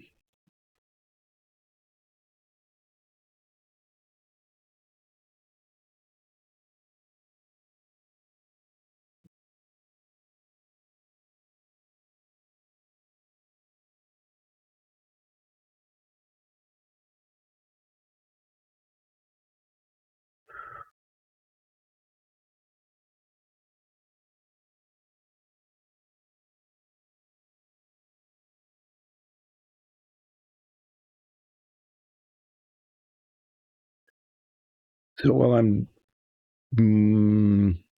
getting paint like in 80% of the places I want it to, and about 20% of the places where I don't, we'll talk about Dyson Dungeons, because Dyson Dungeons is a group of family and friends, and we put on the most amazing Dungeons and Dragons show. And that's what our main purpose is. It's not doing what I do on these painting streams. This is a a sort of sad spin-off. It's like, this is the Joni Loves Chachi of Dyson Dungeons. Like, yeah, why did you spin that off? Nobody's going to care about that.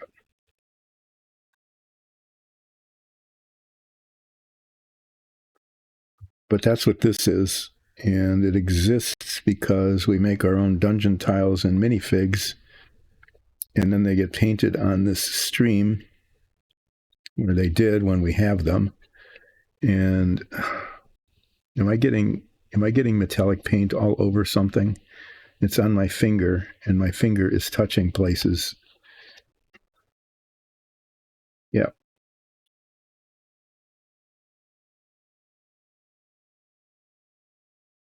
Okay, so I got around the sword and the leg.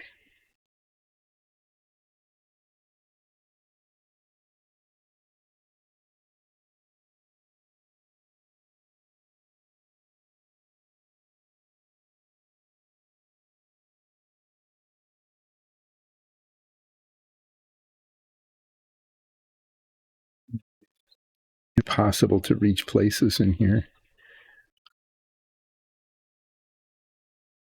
To go up here.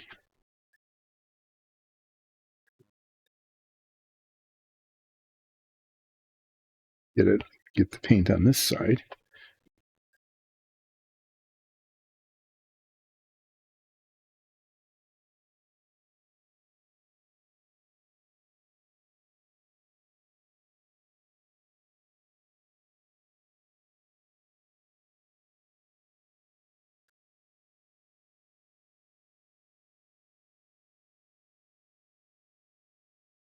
I'll be coming back with a brush with a lot bigger bristles to fill in the rest of this.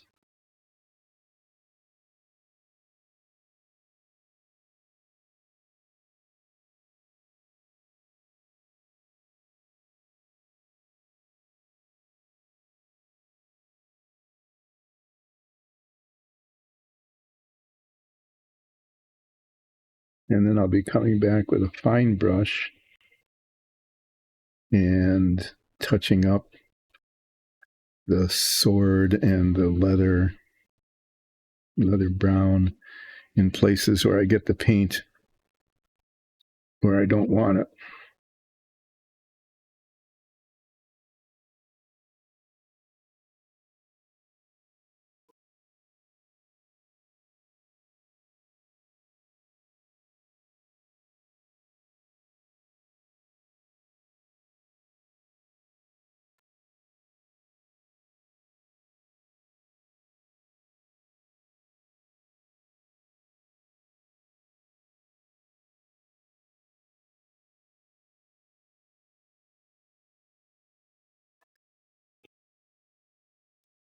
I was talking about Dice and Dungeons.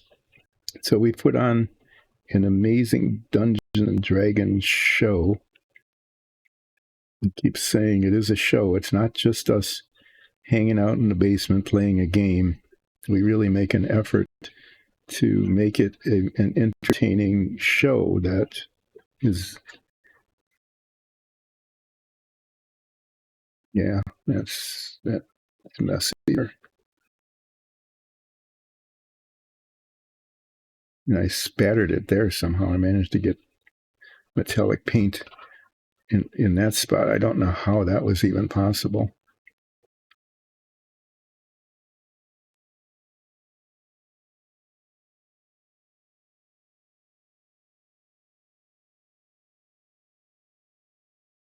But I did. I managed to do an impossible thing by getting paint where I didn't want it.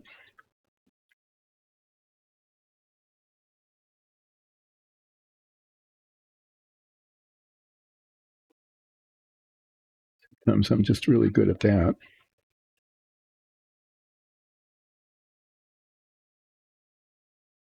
This started because, like I said, we make our own dungeon tiles and minifigs, and I probably won't get around to showing off the dungeon tiles today because this is probably going to use up almost the entire stream by the time I get.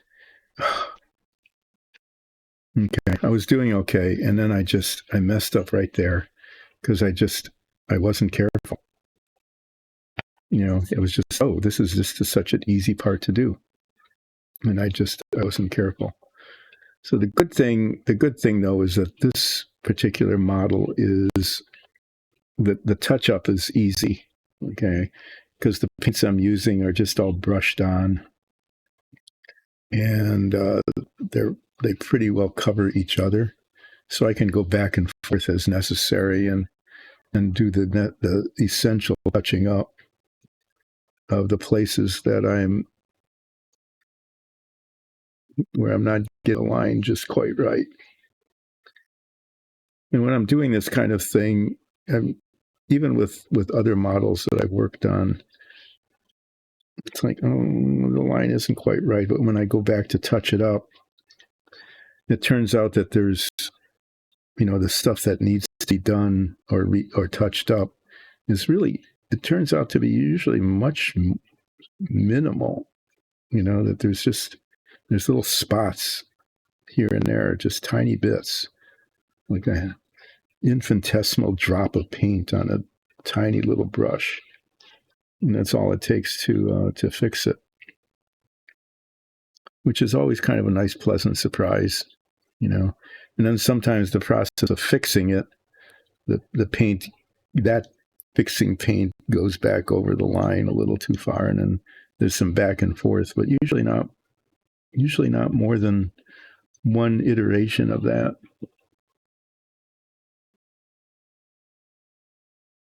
No, actually, nines in this last encounter did take some damage, unlike the one before that, where he got off like totally unscathed, which was kind of amusing and annoying at the same time.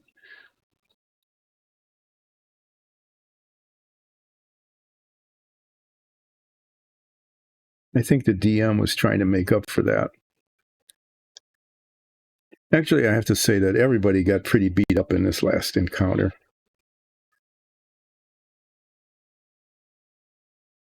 And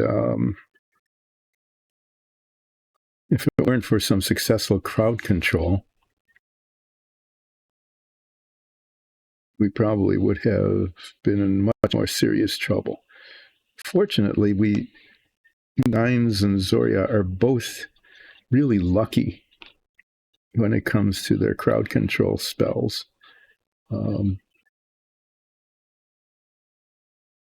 Which is actually a really, really helpful thing to have good crowd control spells when one is in danger of being TPK'd,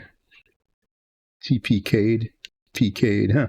That was pretty dumb, wasn't it? Well, it's in the third hour of the stream. So coherence is starting to fade. Okay, I think I got paint on my other finger there. Just how do I do that? I do not know.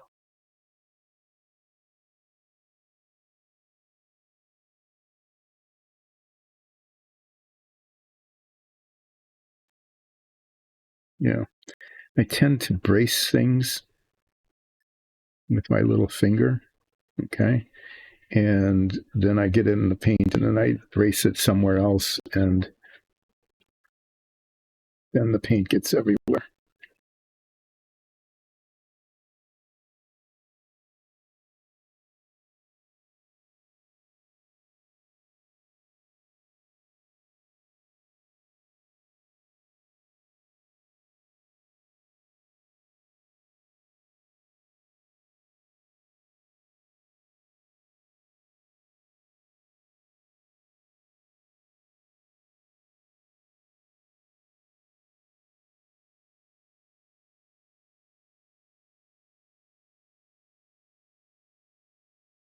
I think I'll be able to get all of the silver paint on here that I need to get on. And so on Friday, I'll do the same thing to the parts that I'm painting now that I did to the boots, which is to make them shiny green by putting a homemade green wash on them.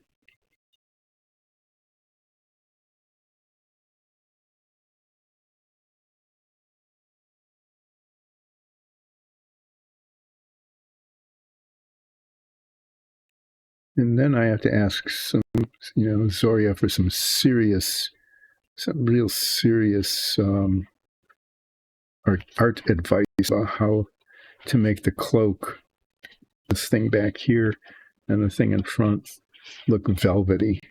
I want it to look really cool and velvety. She suggested like a 5-layer painting scheme that I don't know how to do, that I'm sure she'll give me good, clear instructions about so that I can do that. Okay, well, if I missed any edges, I'll have to come back and, or I'll just get lazy and use the other brush, the big brush, the one with more bristles. The other thing I will be doing on Friday is touching up the spots. Look, see, this is why I go, how did that even get there?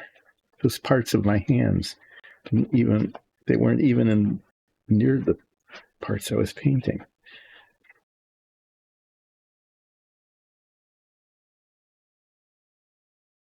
That'll take some cleaning. This will take some cleaning too. I want to get this brush really nice and clean, so I'll come back to that. I don't want to just sit it in the water though. I'm going to set it here so I remember to clean it. Okay.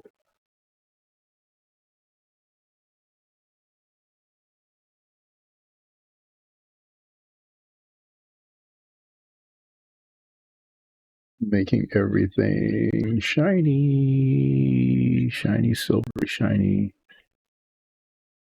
This particular paint is made for painting airplanes. It is thinned for use in an airbrush, which I'm not doing because, as I keep explaining, I can't,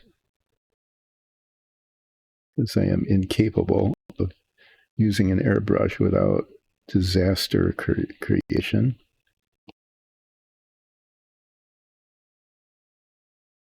I can't even paint this without getting paint all over my hands, right? You can imagine what it's like.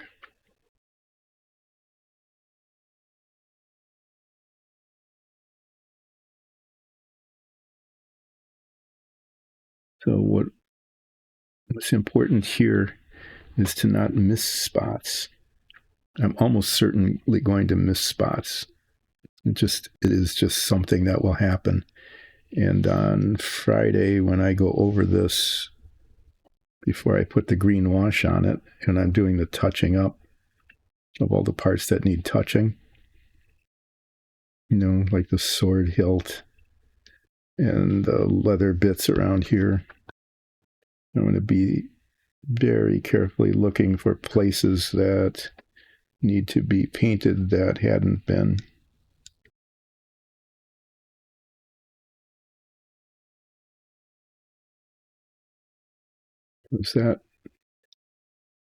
That's a feature as well, is missing spots.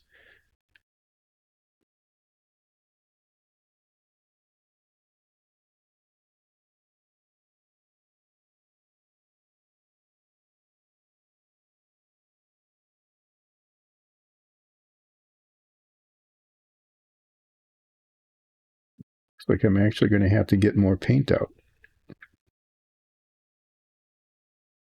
Painting large surfaces like this, I use up a lot more of the paint than when I'm painting little surfaces or edges. But I have a whole bottle of this. Well, it's not a whole bottle anymore because I've used up some of it. But I have more, and so I'm going to get some out.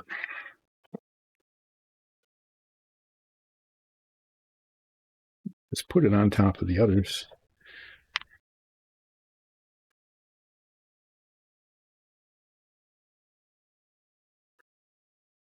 So we put on a Dungeons and Dragons show. I was trying to talk about that and then kind of wandered off again because that's what I do. It's like, oh, well, I know I was talking about something, and then I started talking about something else, and the next thing you know, that something else turns into something else. Now I just got way more paint out than I needed because I'm realizing the cape flows around here. Because I'm painting the metallic parts of the armor and apparently parts of the arm that aren't metallic but need to be demetallicized. I'm finding about the actual detail of the model here. The way this is printed, this is a blow up, an enlargement. It's an enlargement of a minifig that is a quarter this size. That is actually is appearing now as me, Ulseth, Ralph the Furbog Fighter, in our D&D show. And there, as the detail becomes enlarged, certain issues with it become obvious. Like you can't see where the cape ends and the armor starts up here. Okay, the boundary line is really, I think that, okay, the boundary line isn't really clear. So it'll have to be done when the time comes. I'll just have to make it up and say this is where the boundary line is.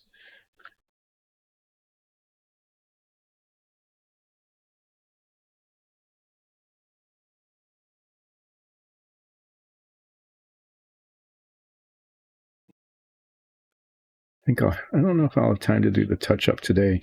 This paint dries pretty quickly, but I don't think that quickly. Not quickly enough to be able to go back. Well, I can do the sword hilt. I can do that, but I can't. I'm not sure. Oh, well, yeah, actually, I probably can because where it went on the boundary line, where it went on the there and stuff like that, I painted that way before I started doing this, so that paint will be dry. So actually, I will be able to go back and maybe do that touching up yet today. So this is where the cape.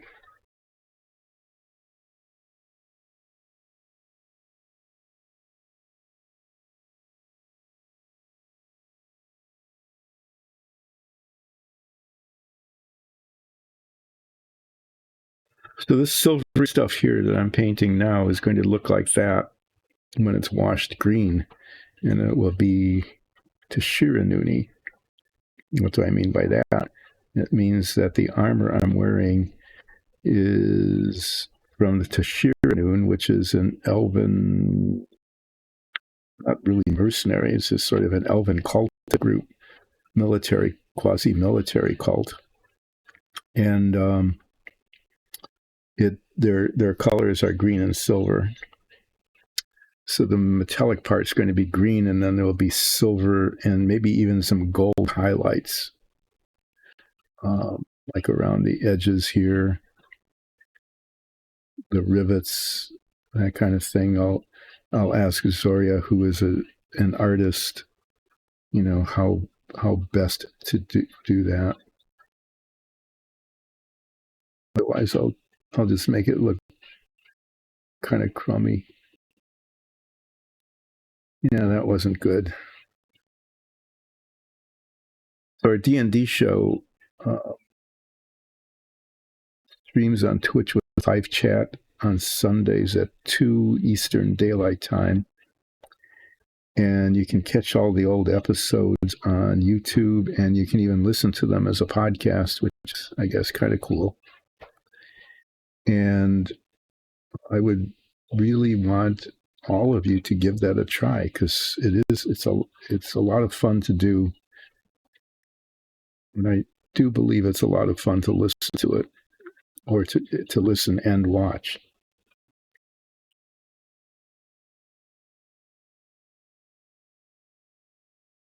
That's what that's all about. This is a spin-off, as I keep saying all the time.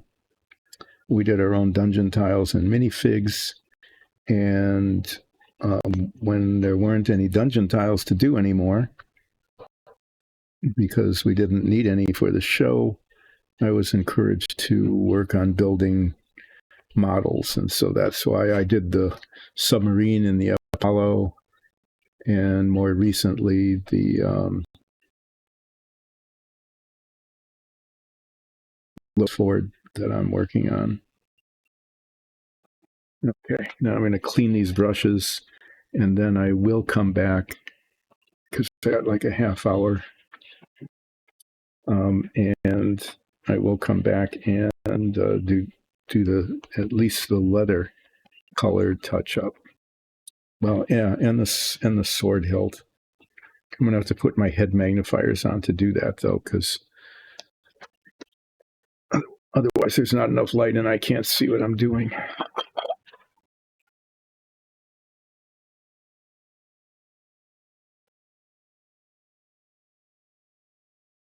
Between now and Friday, I might be brave enough to paint the Lotus-Ford main body. The last remaining bits that need to be painted. And it has to be done, so I might as well do it, right? Get that done, take off the tape, see how much redoing needs to be redone, and if it doesn't require a lot of redoing, then I will start the final assembly. And depending on how it goes, if it goes well, I could finish that car next week. And if I do, then I'm going to continue working on this maxi fig. But I'll also be working on finishing the Apollo finally, because I've got the stickers for the control panels done.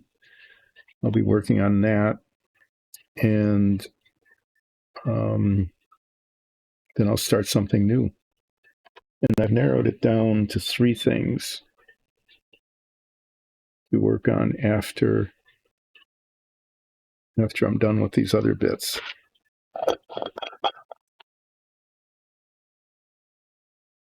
Narrowed it down to 3 things that I will potentially work on.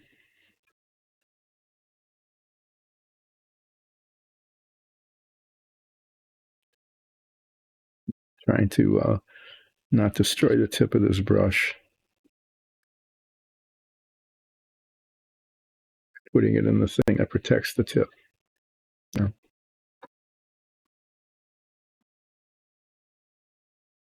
Okay, I need the bronze, and then I need work brown.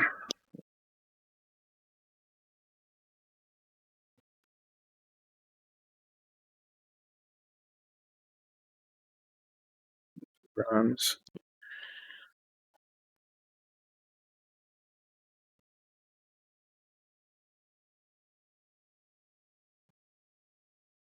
This is a part of the stream where I would usually show some of the dungeon tiles, but I want to just get on with this, so I'm going to get on with this.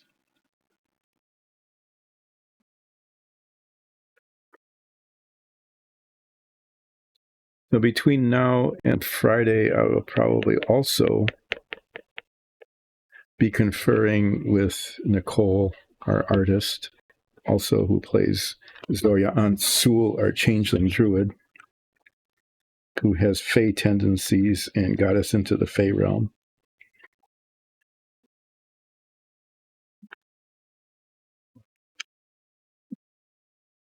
About what to do with the back of the cloak. The last time I talked with her, she's had a large number of ideas about how to paint it. Multi layers, many layers.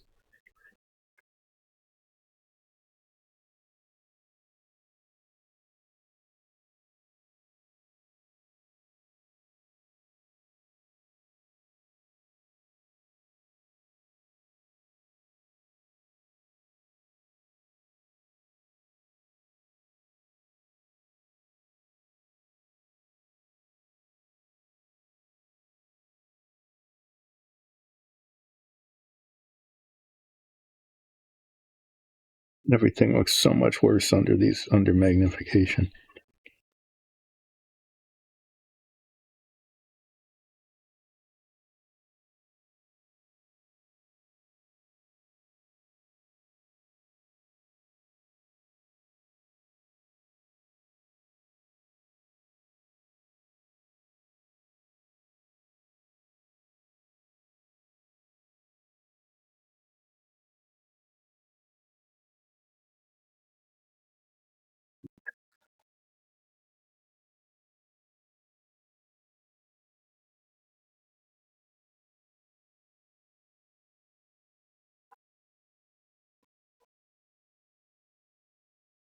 There it is, right in front of me.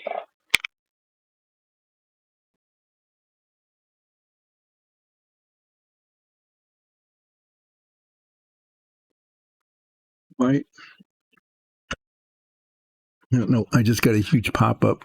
Okay. I have a monitor in front of me that shows me what you should be seeing, so I can tell if I'm on camera or not. Not that that really is terribly helpful, because what I usually do is I don't look up to see if what I'm doing is on camera because I'm doing it. Okay. My highly sophisticated camera here. Doing highly sophisticated camera work.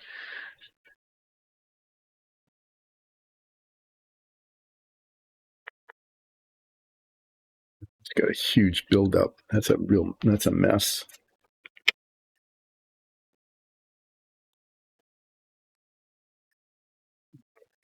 Wow. Kind of an exceptional messy day. I did an exceptionally messy day today.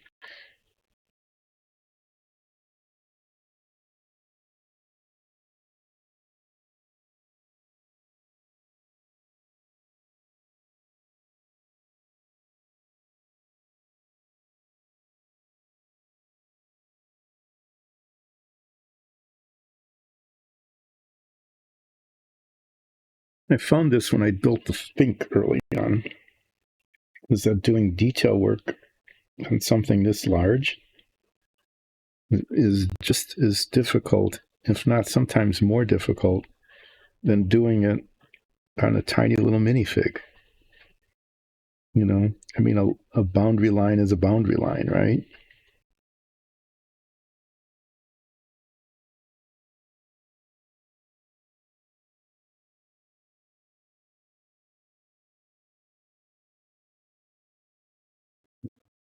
Figure like this, the boundary line is just larger. This goes on further.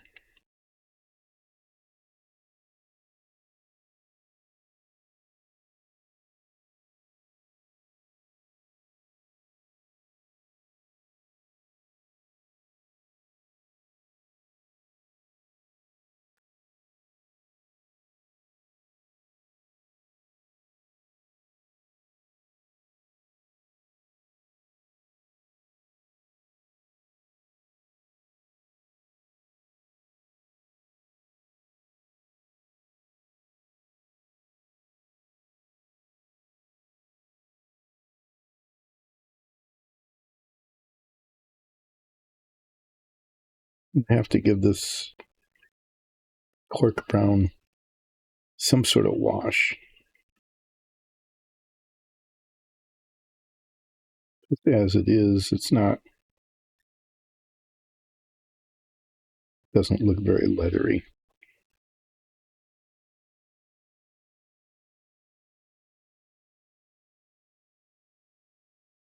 I'm going to do some test patches since I've got some of this out, because I really don't know what color wash I want to use.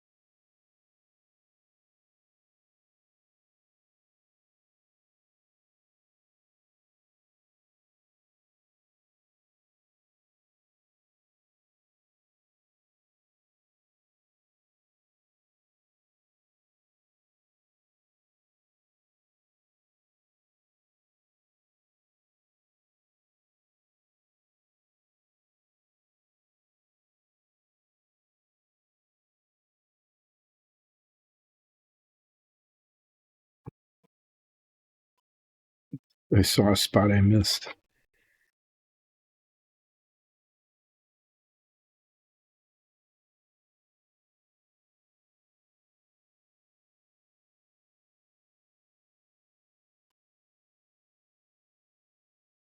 I'm going to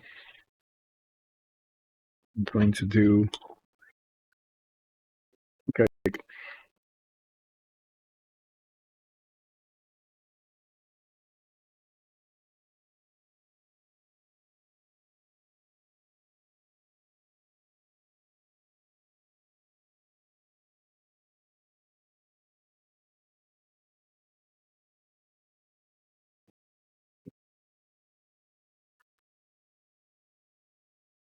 Be right back. I need to get a little piece of cardboard.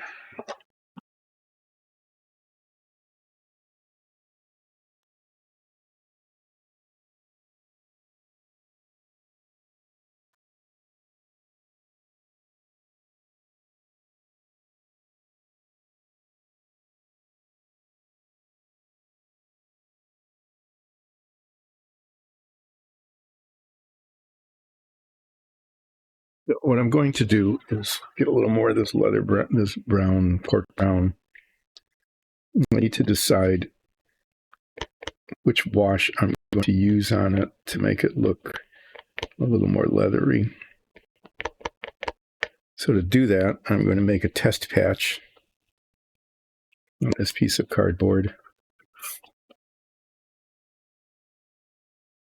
Guess I'm going to do it there, right? And try different washes on it. I've got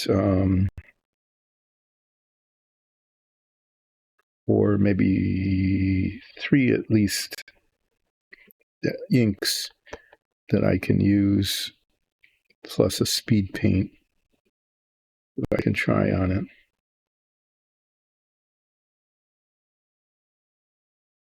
I'm just making a long strip here so that I can, try them.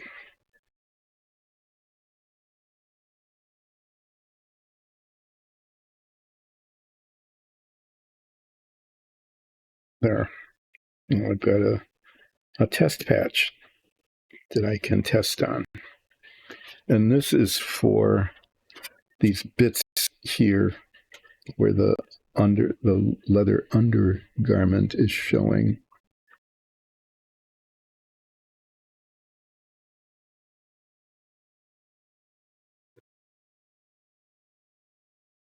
I'll do that after I wash the rest of that green.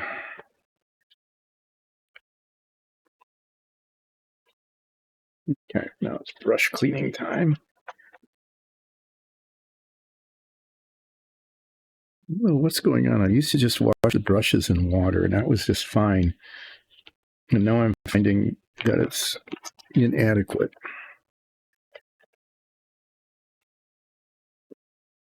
My Enforcer, it's going okay today. It actually has gone all right, except for me getting paint all over my hands. I don't know how I managed it, but I did.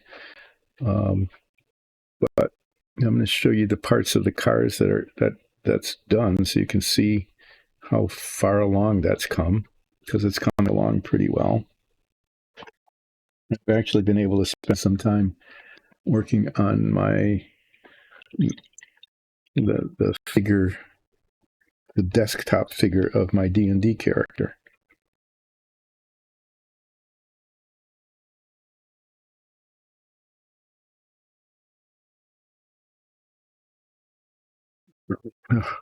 Yeah, I almost knocked it over. That would have been an interesting finale to the stream today, is to knock over a glass jar, break it, spread isopropyl alcohol all over the place.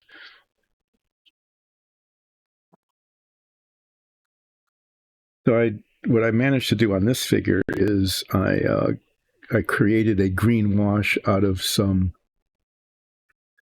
Oh, okay. Oh, that's right. You're in audio mode only. I forgot. I keep forgetting things. I'm good at that. But I'm working on my maxi figure of Ulseth Ralph, and I've got the boots. I painted them metallic last week and practiced with the green wash, and they came out pretty well. So I've got the base coat of bright metallic on the rest of the armor, and I'm going to wash that on Friday. I saved some of my diluted paint and hope it will hold up until then. And then I can start working on the embellishments and on the cloak. So I'll be getting some advice from our artist, Zoria, Nicole.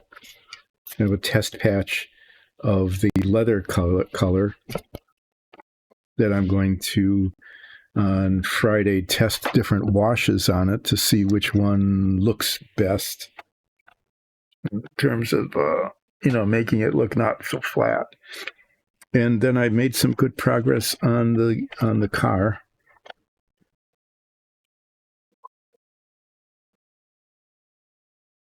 So you all the parts. I've got 2 boxes full of parts. Parts is parts.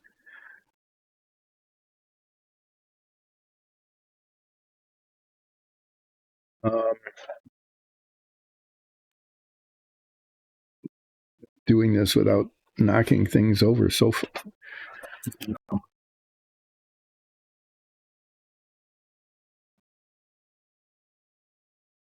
there. Yeah. So the bottom of the car, here's the bottom of the car with the steering wheel and the dashboard and the engine mounted and the suspension front and rear. Okay. This isn't cemented in because it's unclear exactly where it goes. And I've got the engine cover with the yellow stripe that goes back here. And I've got the tail cone with the yellow stripe, and this actually turned out well after it was a good thing that I retouched it. That goes on the back here. That, and then the front of it is back there, and I've got it taped, ready to be painted green, and that goes over the top. And if that is successful, then I'll be able to start putting all these little bits together. So that'll be nice. And then it'll get closer and closer to being finished. It'll start looking like something that could actually be finished eventually. So I've got everything painted except the main body. I can take these off the tape.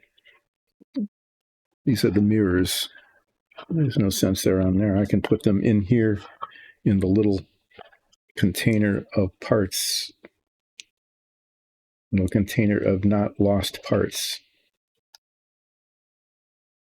Yeah, the mirrors turned out okay. Yeah, all these little bits, all these tiny little rice-sized things. Oh, that'll be a lot of fun. That sounds really cool. I've got lots of little bits. There's still this when it gets down to this stage, it still ends up taking a huge amount of time for some reason, because sometimes these parts don't fit very well and they need to be fiddled with. There's detail painting that needs to be done on some of these pieces. That's going to be kind of fiddly. Probably mess around a little bit more with the yellow stripe on the tires.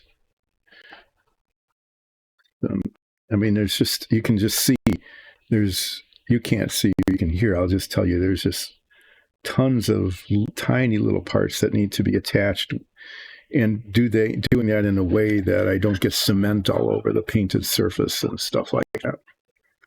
But if the painting of the main body panel turns out okay, that's a big if. If it turns out okay, I'll be moving on to final assembly, and I'll be doing that next week sometime.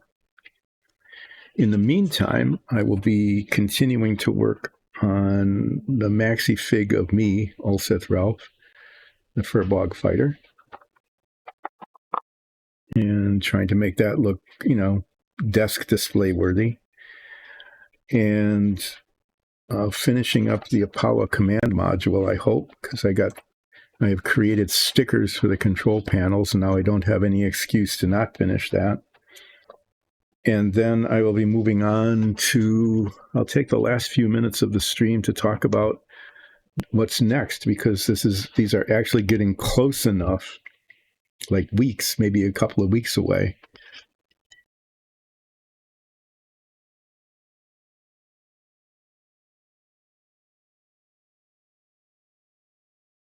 Been playing it's like 30 years ago. Wow.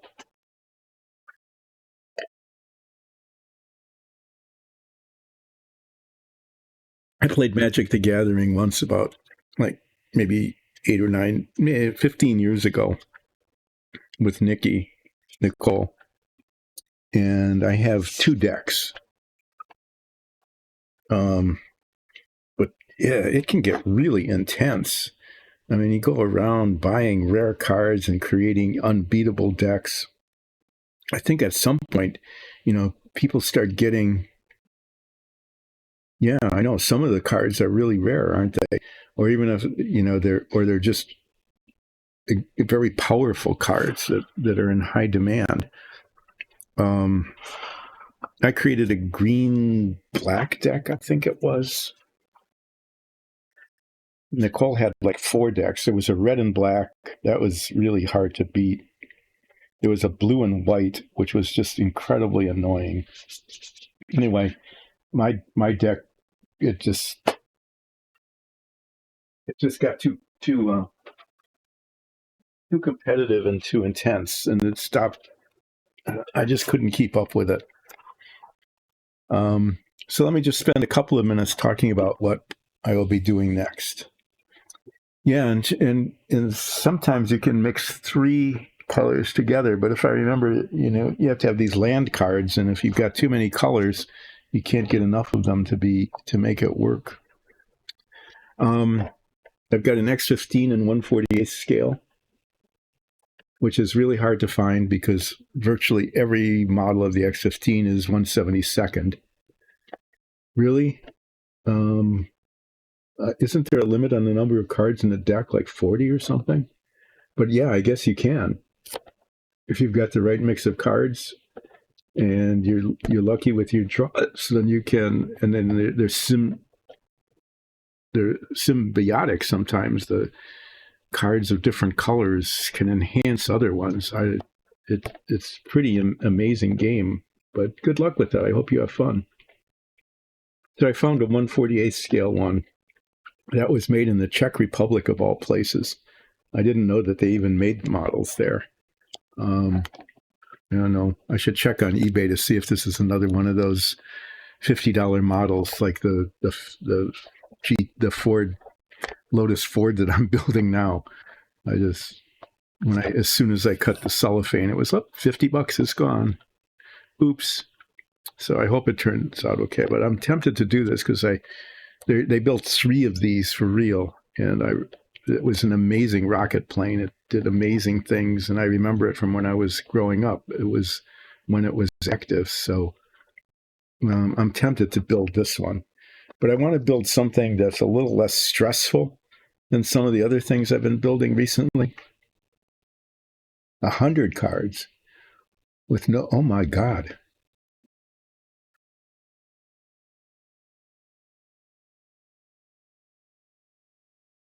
Okay, well, that's a lot different than when I was playing a long time ago. Because it was 40 cards and you could have up to 3 of the same. So there's 100 cards in the deck with none. And then somewhere in your deck is a legendary. Okay. Well, it got even more complicated. So these are 2 models that would be kind of fun to build. This is the command bridge of all things of the original Star Trek. And it comes with minifigs of 3 of the main characters. It doesn't have McCoy.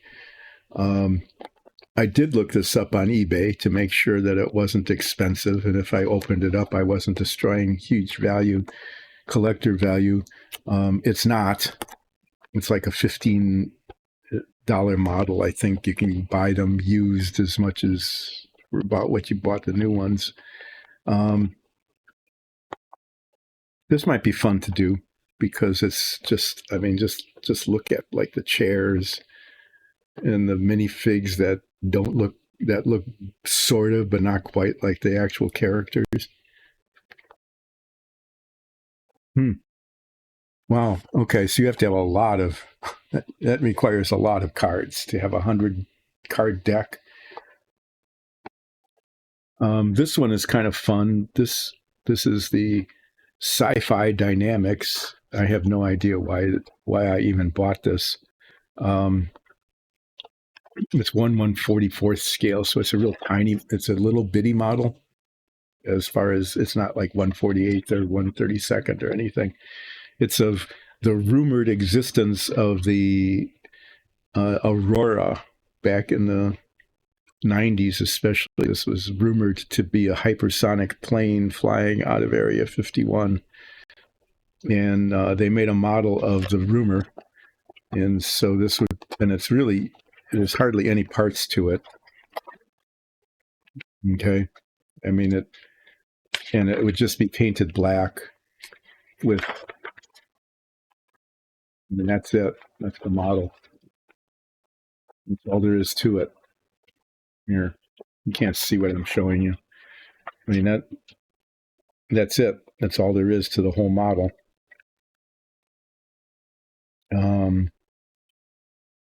So it'd be a matter of just cementing it together, cleaning up the parts, the rough edges and things like that, painting it black, and then putting clear coat over it. And it'll just be kind of like a silly model of a plane that is just rumored to exist. But it might be kind of fun. I could paint some of the detail on the turbo compressors, the jet engines on the back, that kind of thing. I'm kind of tempted to do either one of these two. And you can see that's the parts there. There's not much to it. There's some extra little models that come with this as well. So is it all four of you fight each other, or do you form teams of two each? So is it possible then that, like three would gang up on one? Oh, that player is super dangerous. Let's take them out. Let's all cooperate. And then after you take that player out, then you start attacking each other and turn on each other. Oh, okay. So there's options. Yeah. So not only do you get this non-existent hypersonic plane, the Aurora, but you also get whatever this is, the F-19 stealth fighter, which is it's just kind of a cool looking swoopy thing. Another plane that didn't really exist. And I think, just build that at the same time. It's all just one piece with, landing gear. So it would be, again, just really easy to do, to just paint it and then overpaint it. I just need some black spray paint. I probably can use some of the stuff that I've got, some Rust-Oleum that's lying around.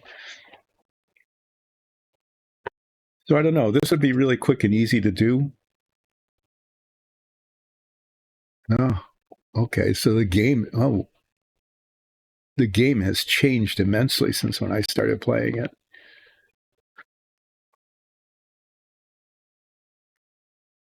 Okay. So when you go to this release, do you like pay to get in, and then you get a couple of packs of maybe like a half a box or packs to make a deck or something there, and do you play at the same time? I don't know. I think I'd really like to build the X-15, but I think I want to do something just sort of simple and fun, or maybe complicated and fun. For the rest of the summer into fall before I tackle something else. I'll have to ask. I'll ask upstairs. I'll say, which of these two should I do next? And they'll say, I don't know, do whatever you want. That's the answer I get all the time. I don't care. I don't watch your stream anyway. Whatever you think would be most fun. It's not very helpful, is it?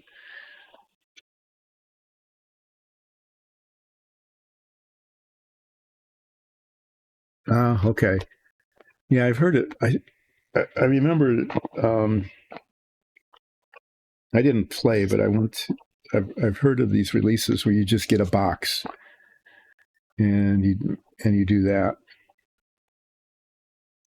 Yeah, this thing, I have no idea what the model is like.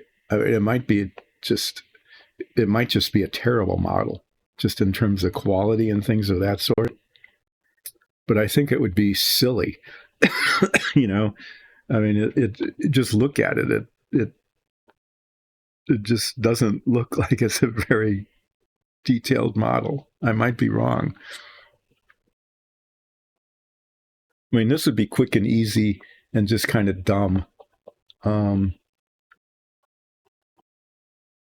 Yeah, I might look into that. That's kind of fun. Well, good luck with that. I hope that you get a good deck. Oh, it's time for me to wrap up. But yeah, it's going to be one of these two models. This would just be quick and easy and might be kind of fun. This, I think, would just be, I don't know, it might just be, it might be fun just to open it up to see what's in it and then make a decision once I look at it to see if I want to go ahead with it or not. Because I don't know what the parts are like. If the cover art is anything, it's terrible. You know, sharp edges, maybe stickers or something for control panels. I don't know, or decals. I hope something.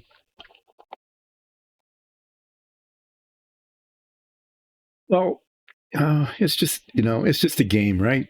It'll just be fun, and why not give it a try? I'll be interested to hear how it goes. Okay, I do need to wrap up. On Friday, if I'm brave, I'll have painted the front end, the top and front of the car green, and I'll unmask it and see. Yep. Well, good luck, and I hope they are pleasant to you. I know sometimes players can get impatient with newbies, but you might get in with a good group. I think that would be good. They might be really helpful. I hope so, anyway. So if I get brave, I'll paint that and I'll unmask it and we'll move ahead with the Lotus-Ford. If not, I'll continue working on my Maxi-Fig and on the Apollo command module. And maybe I'll have made a decision about what to do next. So see you all on Friday. Take care.